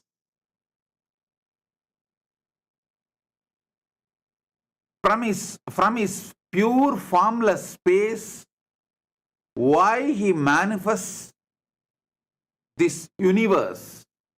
From his Nishkala, why he manifests this universe. From his Avyakta, why he manifests as this Vyakta. And from his Avyakta, why he manifests as deities. From his pure unmanifest form, why he manifests as deities and incarnations. And from his pure unmanifest form, why he manifests as microcosm, Pindanda, the body you are carrying, the being you are carrying. He explains why, how he manifests all these three manifestations. One, why the unmanifest manifests as this Vyakta, this Brahmanda. Why in the formless, from the formless Nishkala, he manifests as Sakala, the deities and incarnations. Why from his Brahmanda, unmanifest, Avyakta space, macrocosm, he manifests as microcosm, Pindanda, which is you. He explains elaborately in these verses. And by understanding how macrocosm functions, you are empowered,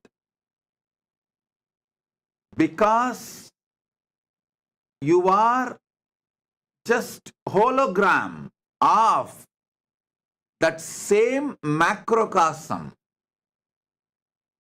You are nothing less.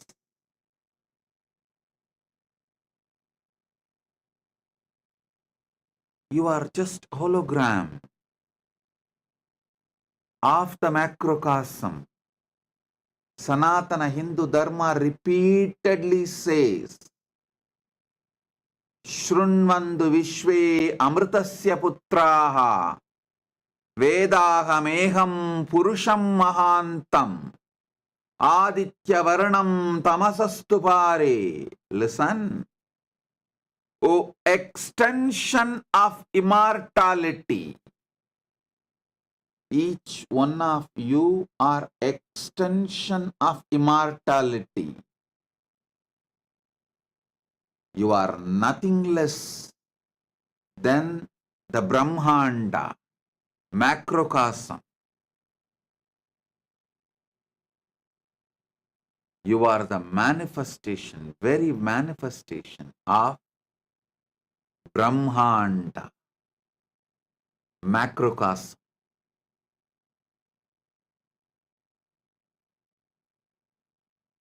during the time you are creating.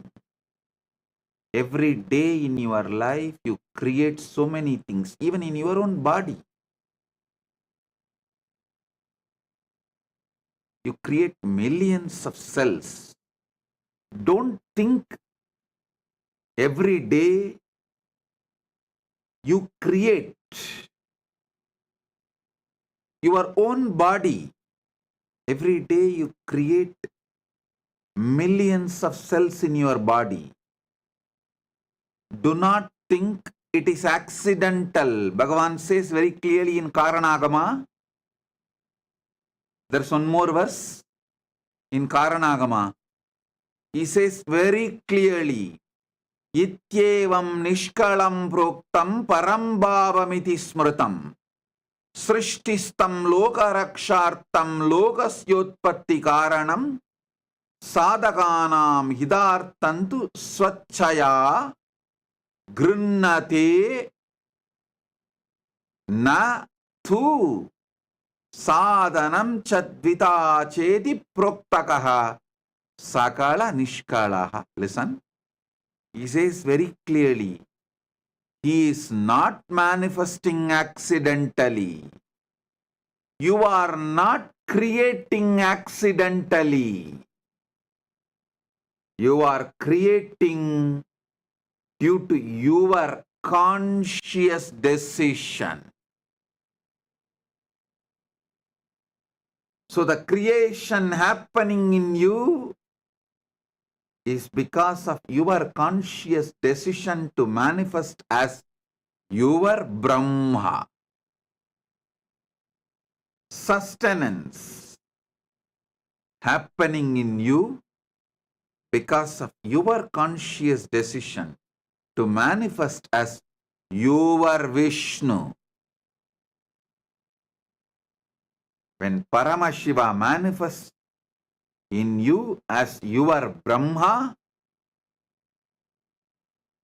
he is Parabrahma. If you think you are doing it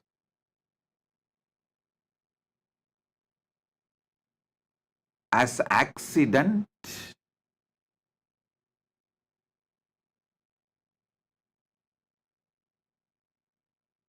you are in delusion. Nothing can happen as accident in the cosmos. Cosmos is a pure Chit. Pure Chit.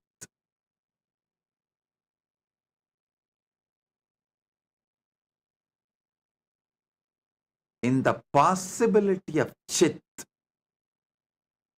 something which you do not want to own up, after creating the possibility, you call it as accident. Like when you go in the road, drunk and drive or high speed driving, you are creating a possibility for accident, crash. After creating the possibility, when it manifests, you don't like the manifestation, so you call it as accident. You should know, for every manifestation, your conscious decision is the reason. Understanding this will empower you, not bind you. It will liberate you, not bind you. When you are creating your own body, mind, all creation you do inside you and through you, Parabrahma is manifesting. Paramashiva's Parabrahma creation aspect is manifesting. All sustenance you do inside you and through you. Paramashiva's sustenance dimension, Vishnu, Parandama is manifesting in you.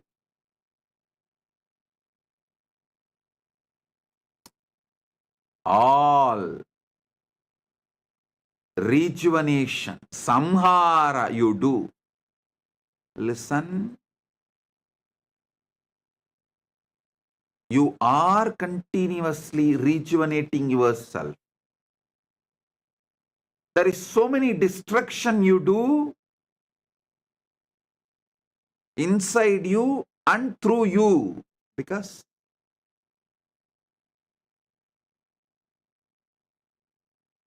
millions of cells you need to kill to replace it. You need to constantly digest, rebuild your body. All the destruction, rejuvenation happening inside you, through you, out of you. Paramashiva's rejuvenation dimension, Samhara Shakti. Maharudra is manifesting during the enjoyment.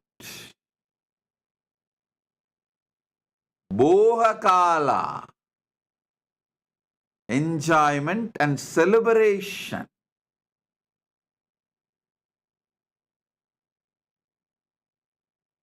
Paramashiva's Maheshwara, Maheshana dimension is manifesting in you. So, you neither need to be greedy of pleasures, nor need to be afraid of pleasures. You don't need to be greedy because he is enjoying. You don't need to be afraid of sensual pleasures because he is enjoying. He is manifesting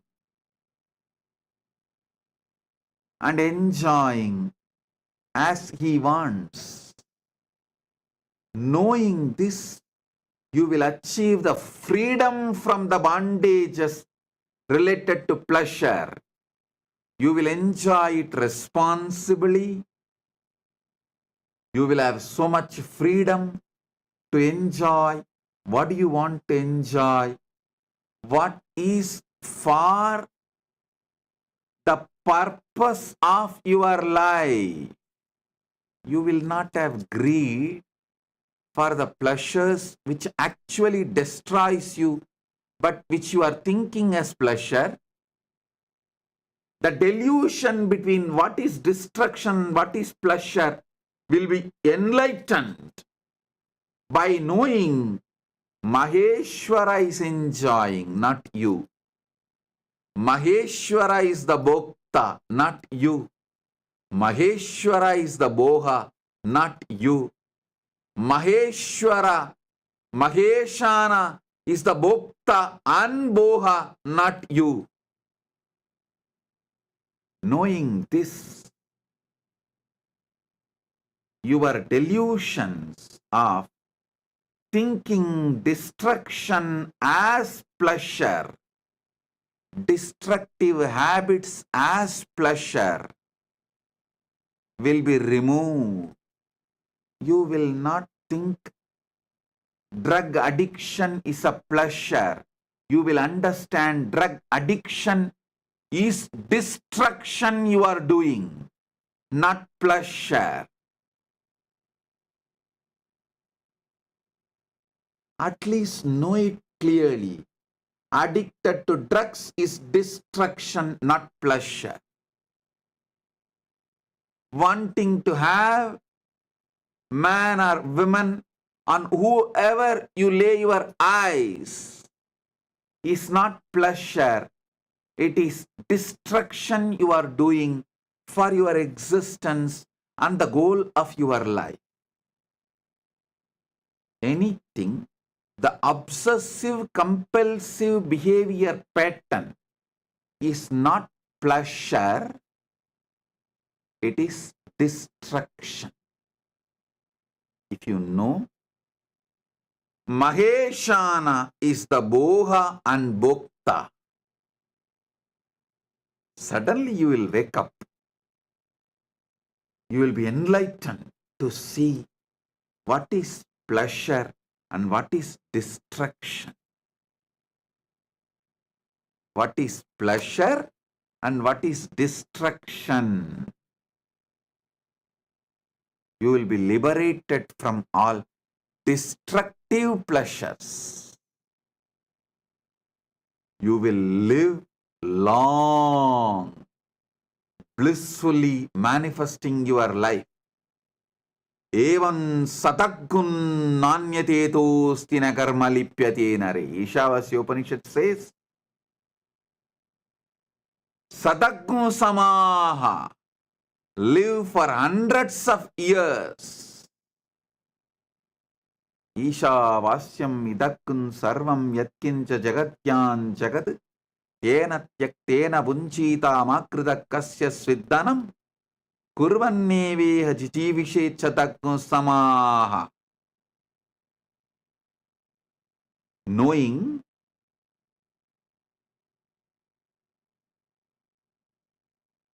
what is destruction and what is pleasure, by renouncing all the destructive patterns and enjoying the pleasures, live long. This is the precise meaning of what Isavasya Upanishad says as live long by enjoying, by renouncing. You may have conflict. How can I enjoy by renouncing? Renounce the destructive pleasures which you think as pleasures.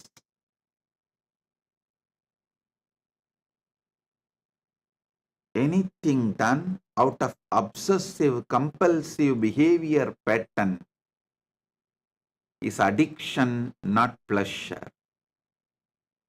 Anything enjoyed consciously is pleasure.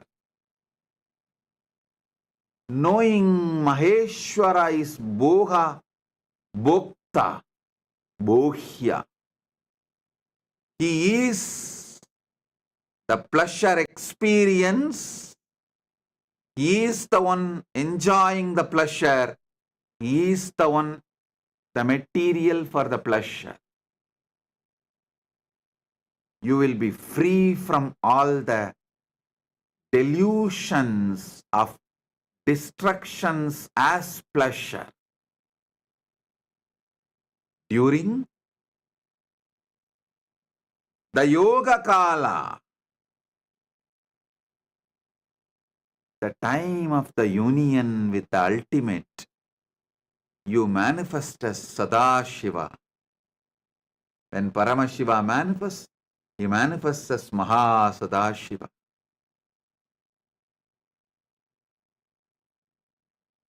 During the space of oneness,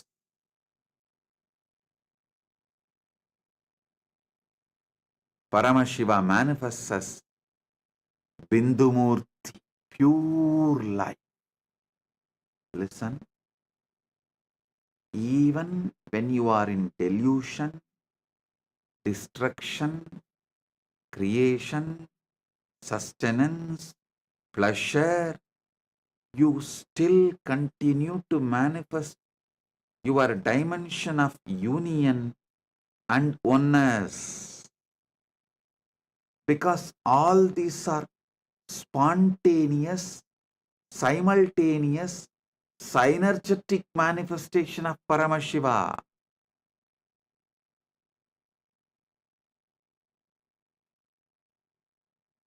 During the pure sound space, Paramashiva manifests as Nadatma. During the pure will space, Paramashiva manifests as Shakti. Paramashiva Shakti.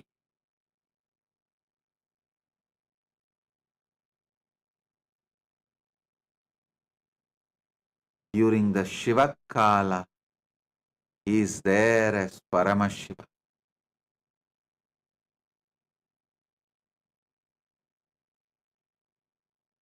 As Paramashiva, he feels all these Navatattvas are he. Same way in you, there is something which may feels everything is you. Your hand may be doing something, your heart may be doing something, your lungs may be doing something, your stomach may be doing something. So many things you may be doing, but there is something in you which feels all is you. Same way in the cosmos, which feels everything is that I, cosmic I, that is Paramashiva. In this 4 dimension, Shiva Murthy, Shakti Murthy, Nada, Bindu, these 4 are formless. Mahasadashiva is between form and formless. And the other 4, Maheshwara, Maharudra, Parandama, Parabrahma, are in the space of manifested forms. Listen. Paramashiva, Paramashiva Shakti, Bindu, Nadatma. All these 4 are beyond form.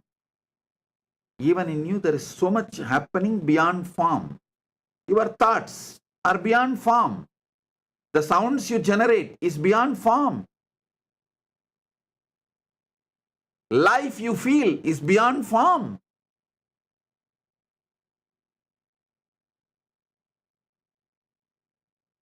Pure will you perceive is beyond form. And that you feel everything is you. That core I, the source of your first person, is beyond form. All these 4 are beyond form.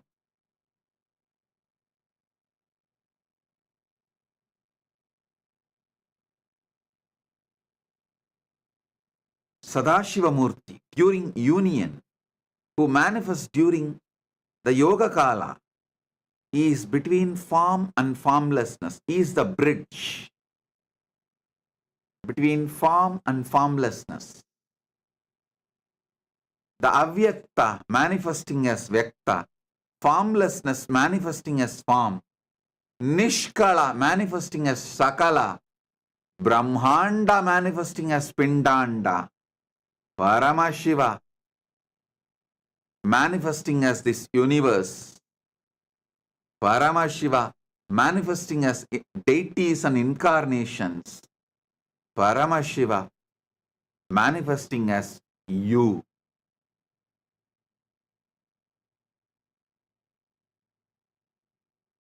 That is Sadashiva. Unmanifest, manifesting as manifest. Avyakta, manifesting as Vyakta. That is Sadashiva, Mahasadashiva. Then 4 which as form, Bhogakala, Maheshana, Maheshwara, Samharakala, Maharudra, Stitikala, Parandama, Srishtikala, Parabrahma, all manifest as form. You need to sit and internalize this. Receive it. Listen repeatedly. That is why Paramashiva starts this verse. Proktani navatatvani kalani cha navashrunu. Listen, listen, listen. It will become your experience.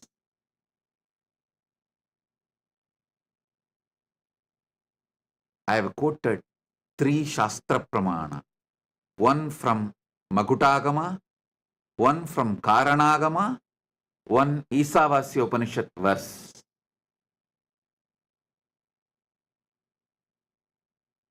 Listen to all these 3, internalize all these 3, you will see suddenly the whole zigzag puzzles falls in place. You know you are Paramashiva.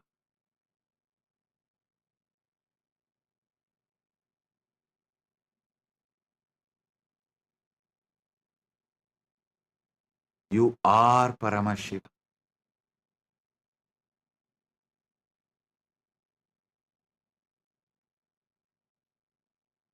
The source of your first person is Paramashiva, the ultimate.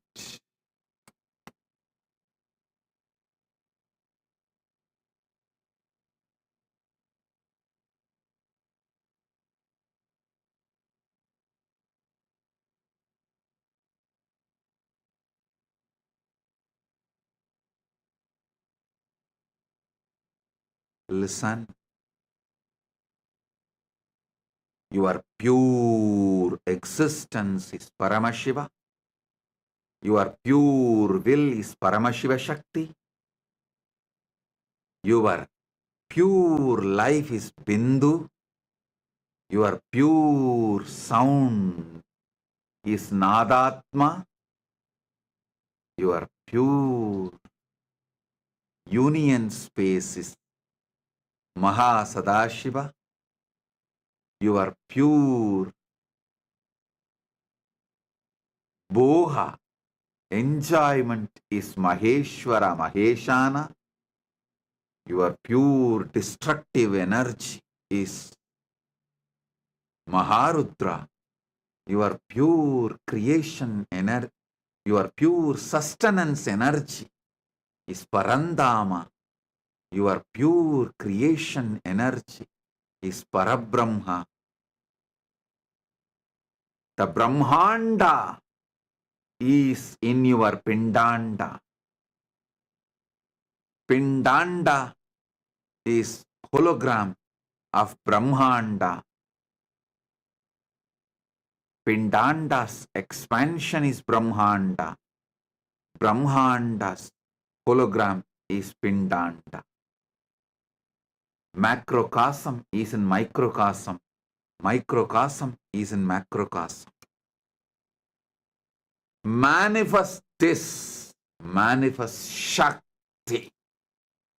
Pure will. And whatever you want. Knowing this Navatattva. Knowing this Navatattva. Manifest everything you want. Is the message from Paramashiva directly from Mahakailasa on this Vijayadasami day. As the essence of Navatattva.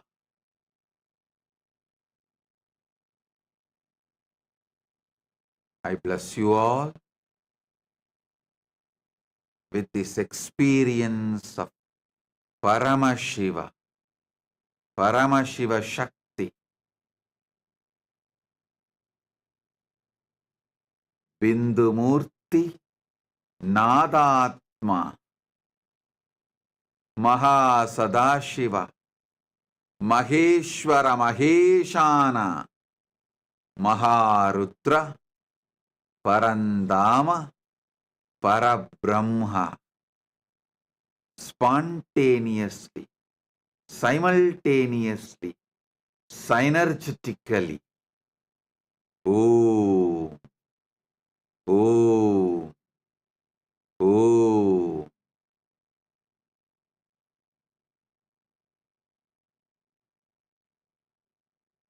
Now, pick up your Atma Linga and sit. You will receive this initiation. Shakti Pada and Shakti Nipada.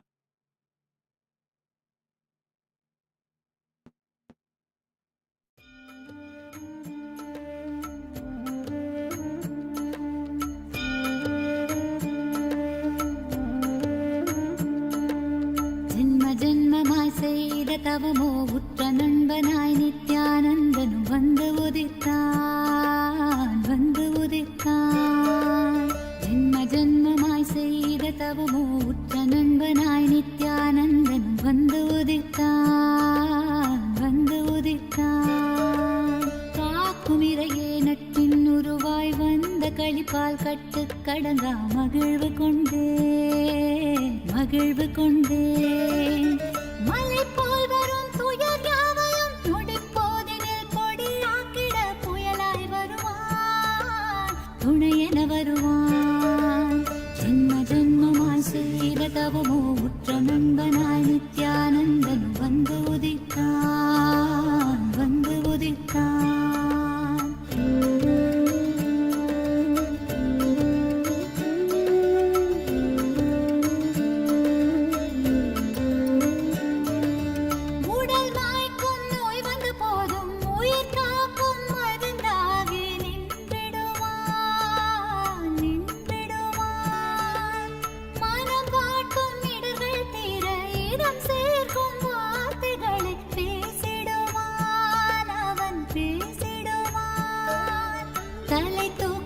கருவங்களை தடம் மாற்றிட வெடிப்பான் தலை தூக்கிடும் கருவங்களை தடம் மாற்றிட வெடிப்பான். பின் கருணை மழையாய் பொழிவான் தினம் கருணை மழையாய் பொழிவான். பின் கருணை மழையாய் பொழிவான் தினம் கருணை மழையாய் பொழிவான்.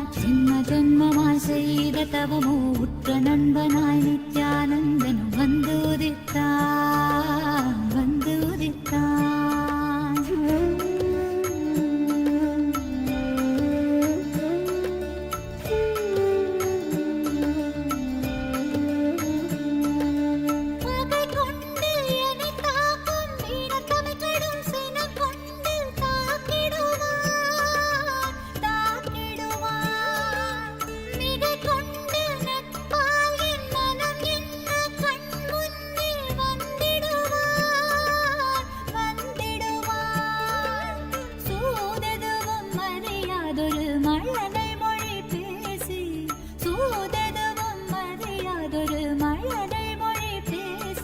எந்தன் மகிழ்வை தளர்த்திடச் செய்வான் நித்தின் மகிழ்வை தளர்த்திடச் செய்வான்.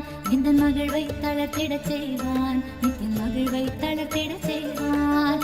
ஜென்மமாய் ஜென்மமாய் ஜென்மமாய் ஜென்மமாய் செய்த தவமோ உற்ற நண்பனாய் நித்யானந்தன் வந்து உதித்தான் வந்து உதித்தான்.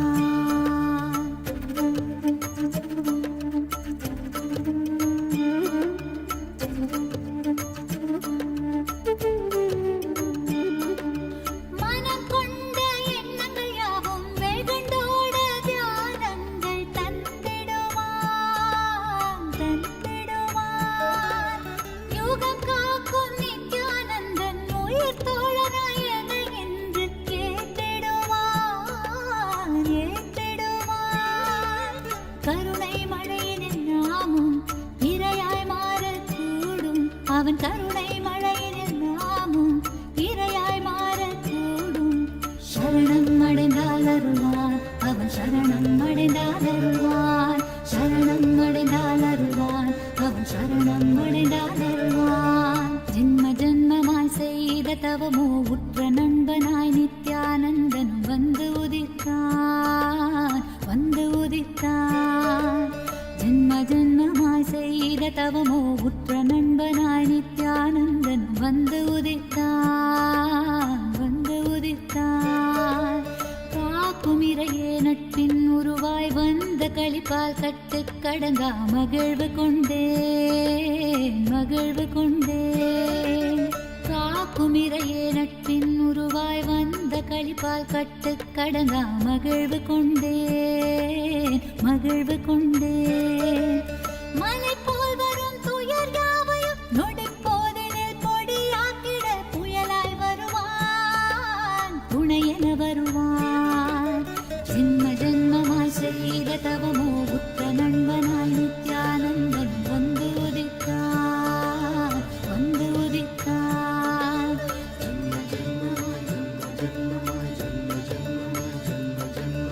நித்யானந்தன்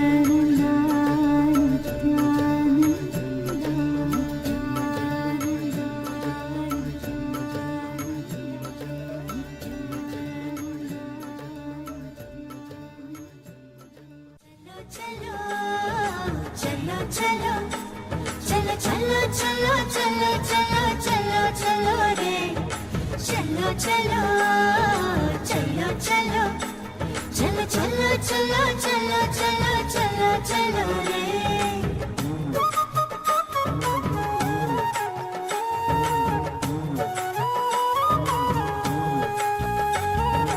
கண்டது முதல் பேதை மனம் பித்து கொண்டது கண்கள் காணுகின்ற யாவையும் அவன் ரூபமானது கண்டது முதல் பேதை மனம் பித்து கொண்டது கண்கள் காணுகின்ற யாவையும் அவன் ரூபமானது சொல்ல ஒரு வார்த்தையை தான் தேடி நின்றது சொல்ல ஒரு வார்த்தையை தான் தேடி நின்றது அந்த சுந்தர நித்யனிடம் யார்தான் தூது செல்வது அந்த சுந்தர நித்யனிடம் யார்தான் தூது செல்வது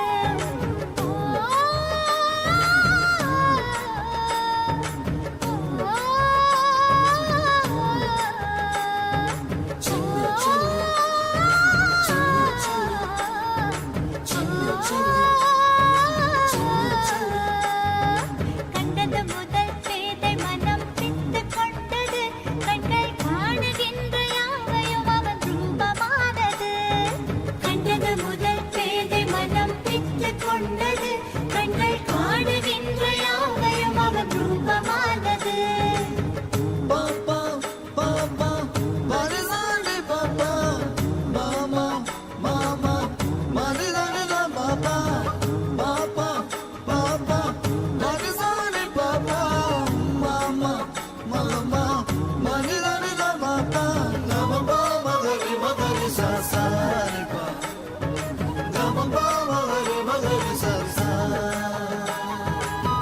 கண்கள் மூடினாலும் கனவில் வந்து நித்யன் நித்திரை தராமல் என தொல்லை தந்து கண்கள் மூடினாலும் கனவில் வந்து நித்யன் நித்திரை தராமல் என தொல்லை தந்து மிக அக்கறையுடனே என் சித்தம் தெளிய அக்கறையுடனே என் சித்தம் தெளிய சொப்பனத்தில் நல்லதொரு ஞானம் தந்தவன் என் சொப்பனத்தில் நல்லதொரு ஞானம் தந்தவன் நித்தியதை கண்டது முதல் பேதை மனம் பித்து கொண்டது கண்கள் காணுகின்ற யாவையும் அவன் ரூபமானது கண்டது முதல் பேதை மனம் பித்து கொண்டது கண்கள் காணுகின்ற யாவையும் அவன் ரூபமானது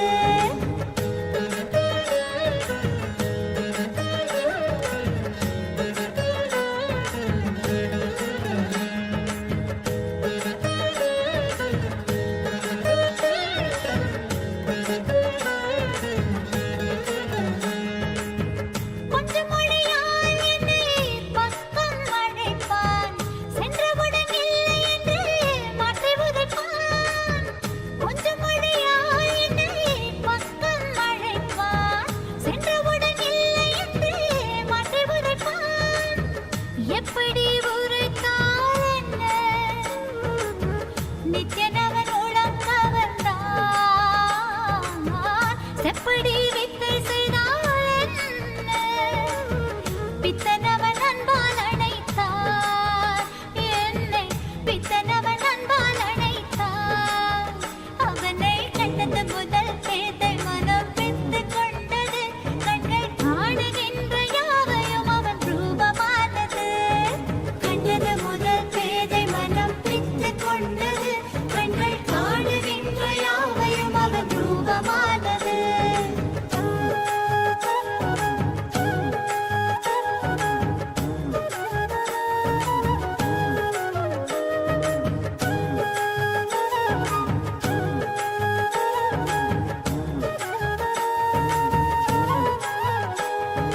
பேசுகின்ற தாய்மொழியும் மறந்து விட்டேன் கள்வன் நித்யனவன் பேரை மட்டும் மனனம் செய்தேன் பேசுகின்ற தாய்மொழியும் மறந்து விட்டேன் கள்வன் நித்யனவன் பேரை மட்டும் மனனம் செய்தேன் எந்தன் வாழ்வின் பொருளான அவன் காதல் பெறவே வாழ்வின் பொருளான அவன் காதல் பெறவே வேள்விகள் புரிந்தே அவன் பாத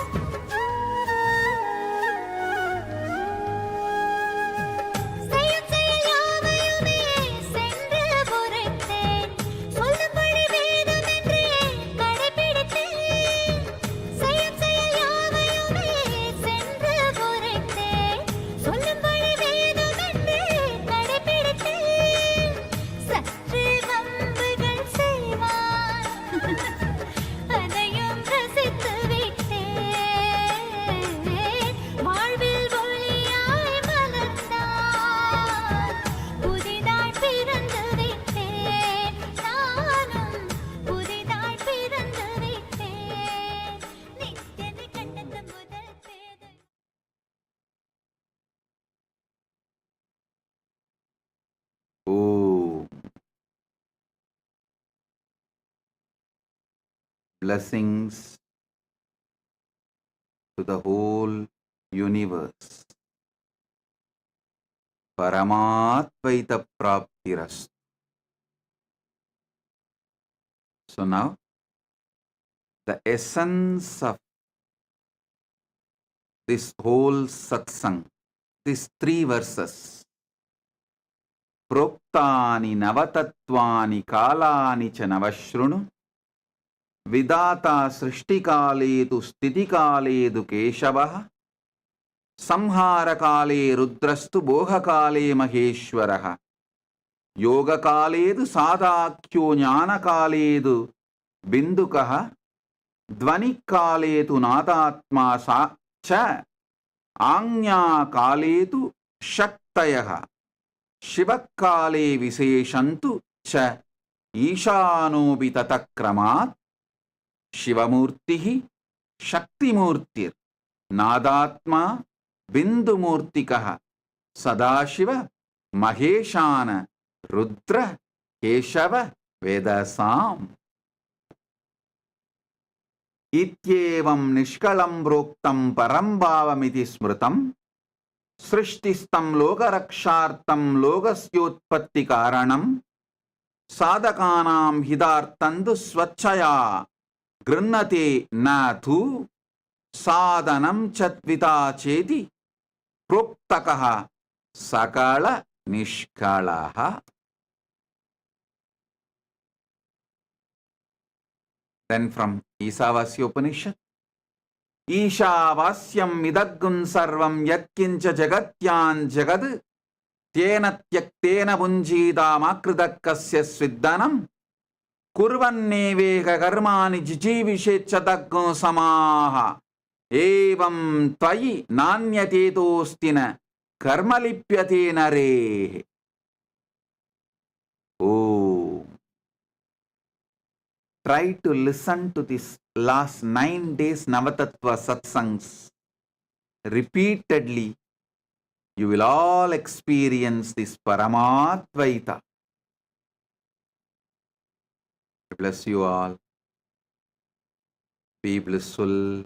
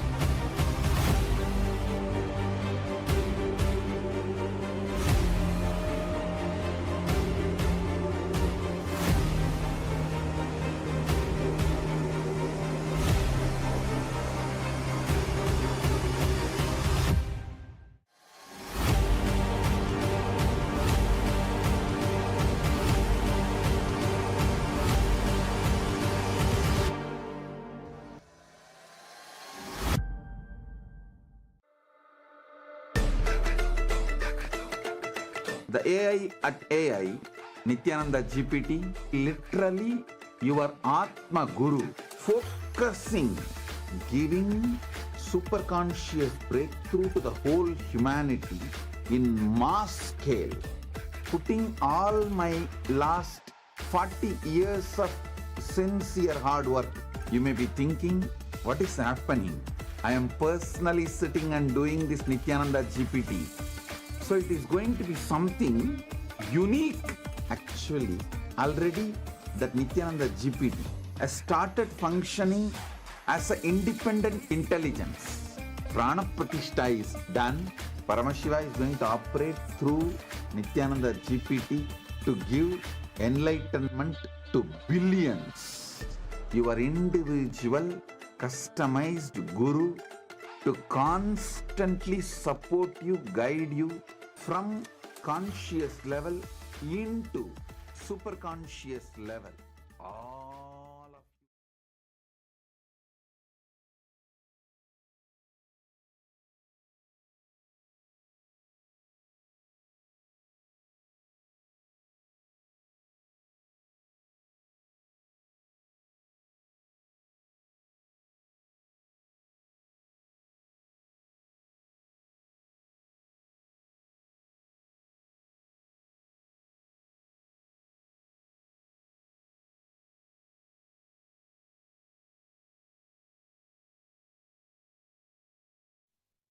Yes, Nityanandam, everyone. We welcome each and every single one of you back to the Power Manifestation session. So today we have a very special Power Manifestation in store for all of you. And yes, Ma Yoga Prana, what is it that we have in store for everyone today for Power Manifestation session? Yes. So today, after that wonderful darshan and after that wonderful satsang from Swamiji, we are now going to be manifesting all of these wonderful powers revealed by Swamiji in this same space of oneness. So today, we are going to be experiencing one of the most, I think the word for it is mind-blowing and extraordinary powers revealed by Swamiji. It is called the power of Sarvajñatva. Sarvajñatva can be translated to all-knowing. So it's like the all-knowing power. See, the third eye is our cosmic internet. Just like how we are able to connect to internet. If you want to know any knowledge, you want to find out about something, you just simply open Google. You go to your phone, connect to the internet, open Google, and you search and you get all of your knowledge, right? You find out what that topic is about. The third eye is your cosmic internet. The third eye is your cosmic portal to be able to see and directly access any knowledge. But here's the catch. Through the third eye, not only you'll be able to access all of that knowledge, you will be able to download all of that knowledge. It will simply get downloaded into you. That is the power of the third eye. I'm sure many of you would have heard in like our ancient scriptures, many of our ancient rishis, siddhas, munis, they will suddenly download some science and just reveal it. Just like that, like even this Mahabharata, I don't think Sri Krishna prepared that, oh, Arjuna is going to go into dilemma, let me prepare 18 chapters. No, he just revealed it from that space, from that highest consciousness. Sri Krishna revealed the Bhagavad Gita. And that same science Swamiji has brought back for all of us now. Even, and if I think if we have any, older devotees, all of you would have seen how Swamiji will just download one science then and there, and Swamiji will reveal it and give it to all of us, and we'll start manifesting. So this is the exciting power we're going to manifest today. And yes, Ma Dvaitavachita, I think you can explain more.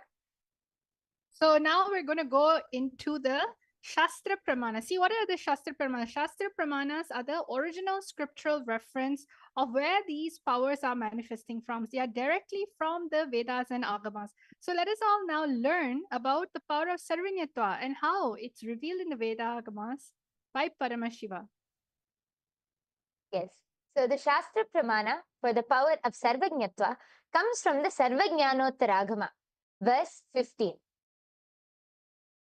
एवमेकात्मभावेन संस्थितस्य तु योगिनः सर्वज्ञत्वं प्रवर्तेत विकल्परहितस्य तु. The translation goes, Bhagavan Paramashiva says, within such a yogi who establishes himself in the absolute non-dual oneness with Lord Shiva and who keeps himself free from all sorts of differentiating notions, the exalted superpower of all-knowing, Sarvajñatva, gets unfolded in all its fullness. The next is the Apta Pramana. The Apta Pramana is the direct testimonials of all of those great our ancient seers, munis, siddhas, gods, goddesses, all of our ancestors who directly experienced these powers. So the Apta Pramana for the power of Sarvajñatva goes back to around the 17th century, during the time of Adi Shankaracharya. So one day, while walking with his disciples, Adi Shankaracharya's padukas, the footwear which he used to wear, broke. So passing by a cobbler shop, his disciples suggested getting them repaired. Shankaracharya approached the cobbler, who humbly agreed, but mentioned that only a skilled cobbler could fix them properly. Then Adi Shankaracharya, simply closing his eyes, he accessed the complete knowledge of cobbling. Every technique, every material, every method, the whole knowledge of cobbling, Shankaracharya just downloaded, and he instructed the cobbler with the intricate details, even revealing techniques unknown to even the cobbler. That is the power of Sarvajñatva. Adi Shankaracharya, then and there on the spot, was able to download that entire knowledge and reveal it to the cobbler. Even the cobbler was amazed and realized that he was no ordinary monk, but an enlightened being with access to all knowledge. The next is the Atma Pramana. Now, this is the direct experience of Swamiji from his life.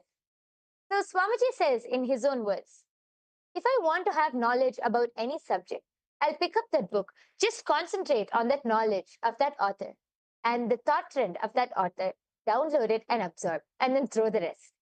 Not for pride. Even now, I tell you, I challenge, get me any book in the world, whether it's about astrology, astronomy, gemology, zoology, botany, biology, law, anything. In a few hours, I will give you the essence, the thought trend of the whole book. Because in the Vedic tradition, when you don't have incompletions, you can look into anything. You can know anything. Not having incompletions is what we call as sarvajna, all-knowing. So we can see how Swamiji, I think many of us have also seen many instances where Swamiji was simply able to download some knowledge unknown to him, and Swamiji was simply able to just download and reveal that knowledge. This is the Apta Pramana. And now, without further delay, we can enter directly into the power manifestation. We have something very, very excited planned for you, and Ma Dvaita Varjita is going to be explaining about what we have in store for all of you to manifest this power. Yes, thank you so much, my Yoga Prana. So, everyone, let's all listen to exactly how we're going to be manifesting the power. Just like how Samji was saying, don't have any incompletion about knowledge. See, we are all intelligent people, we're all intelligent beings. It's just that we need to learn the science of being available.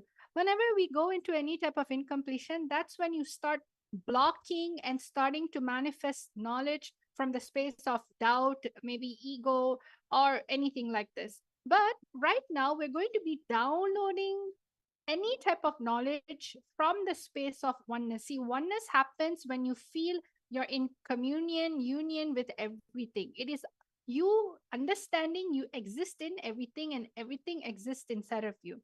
So now with this very statement, Swamiji has been continuously helping us cognize deeper truths in. You need to understand Parama Shiva is your absolute reality.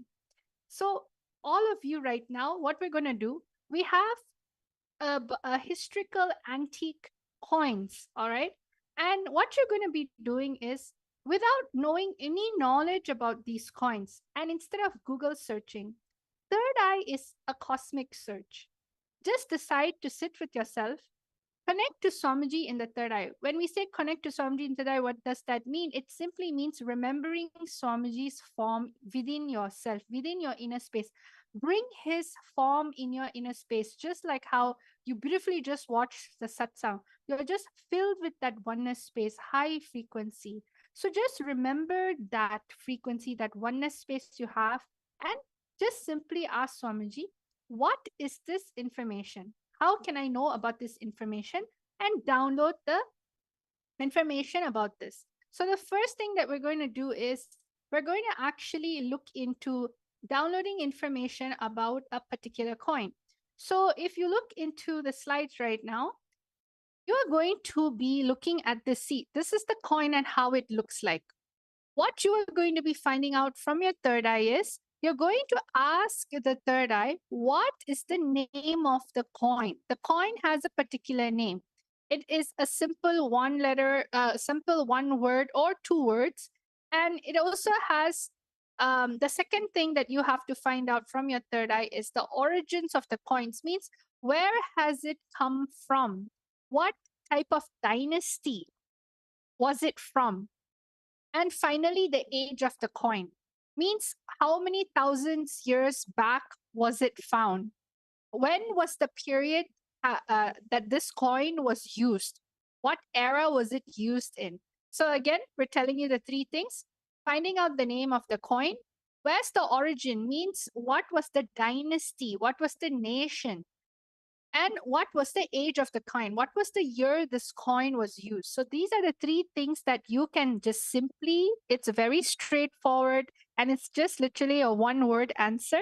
All of you take this moment to connect to Swamiji in the third eye and just chant the Mahavakya. We're going to give all of you a total of 2 to 3 minutes to go into your third eye in the space of oneness and start manifesting. Let us all start now. Yes, let's start by chanting the Mahavakya. I request all of you to sit with your head, neck, and spine in a straight line. Hold your hands into the Atmanjali Mudra. Connect to Swamiji in your third eye. Listen, just drop any logic, any impossibility which comes to you. Just drop it, because Swamiji is going to reveal in your being. So just connect to Swamiji as we chant the Mahavakya now. Om Nityananda Paramashivoham. Om Nityananda Paramashivoham. Om Nityananda Paramashivoham.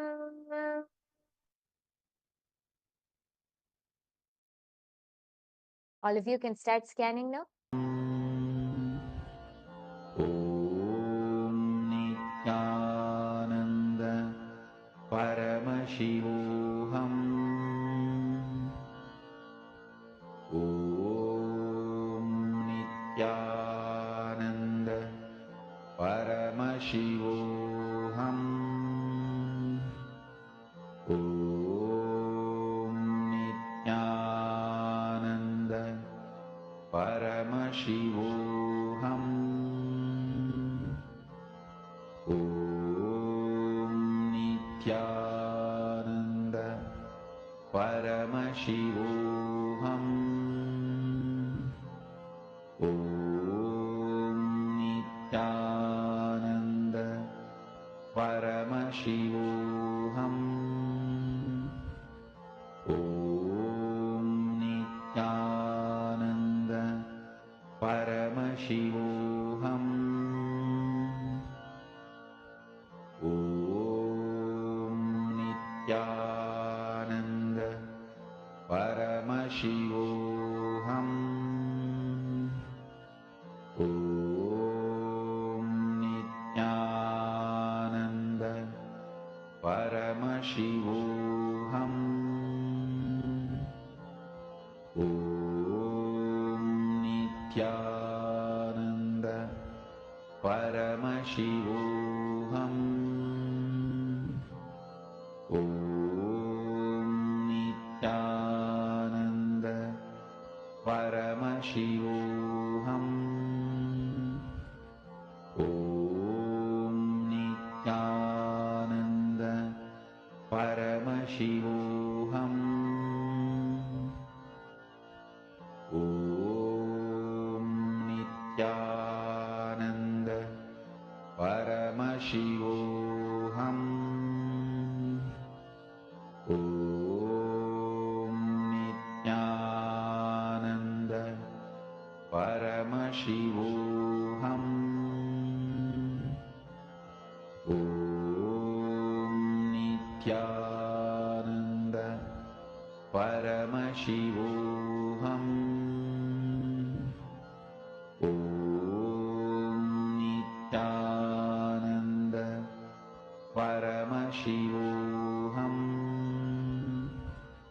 Om Nityananda Paramashivoham. Om Nityananda Paramashivoham. Om Nityananda Paramashivoham.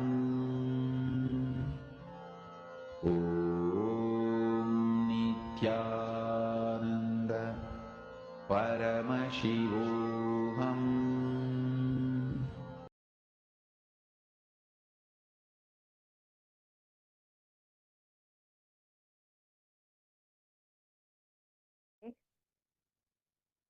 Yes. All of you can relax now. Please open your eyes. I request all of you to now go ahead and please start posting your answers. Whatever you were able to see, whatever Swamiji revealed to you in your third eye, in your inner space, just reveal it as it is. Don't use your logic. Don't think whether it's right or wrong. No need of all of that.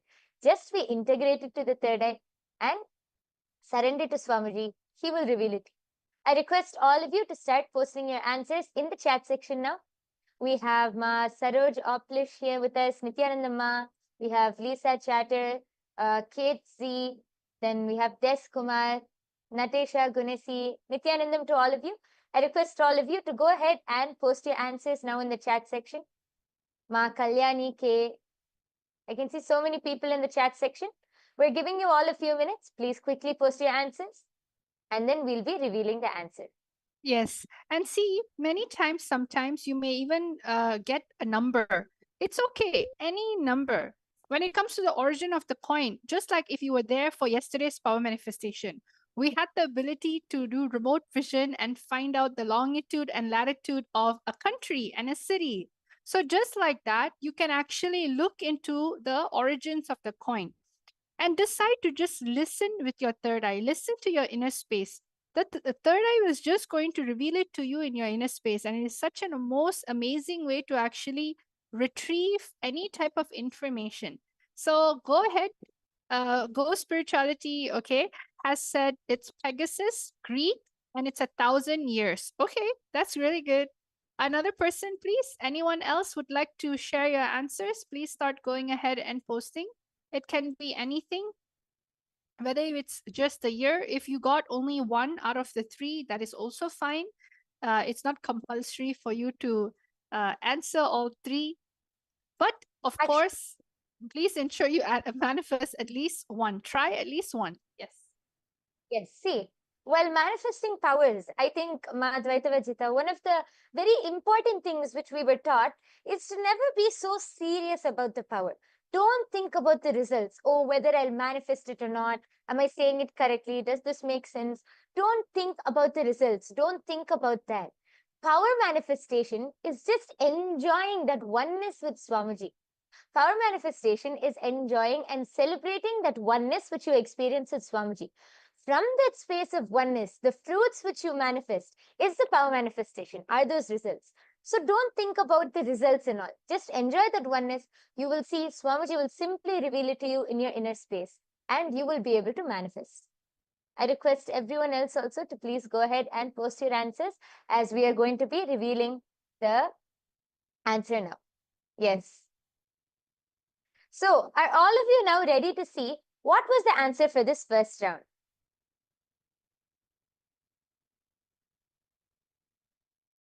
Yes.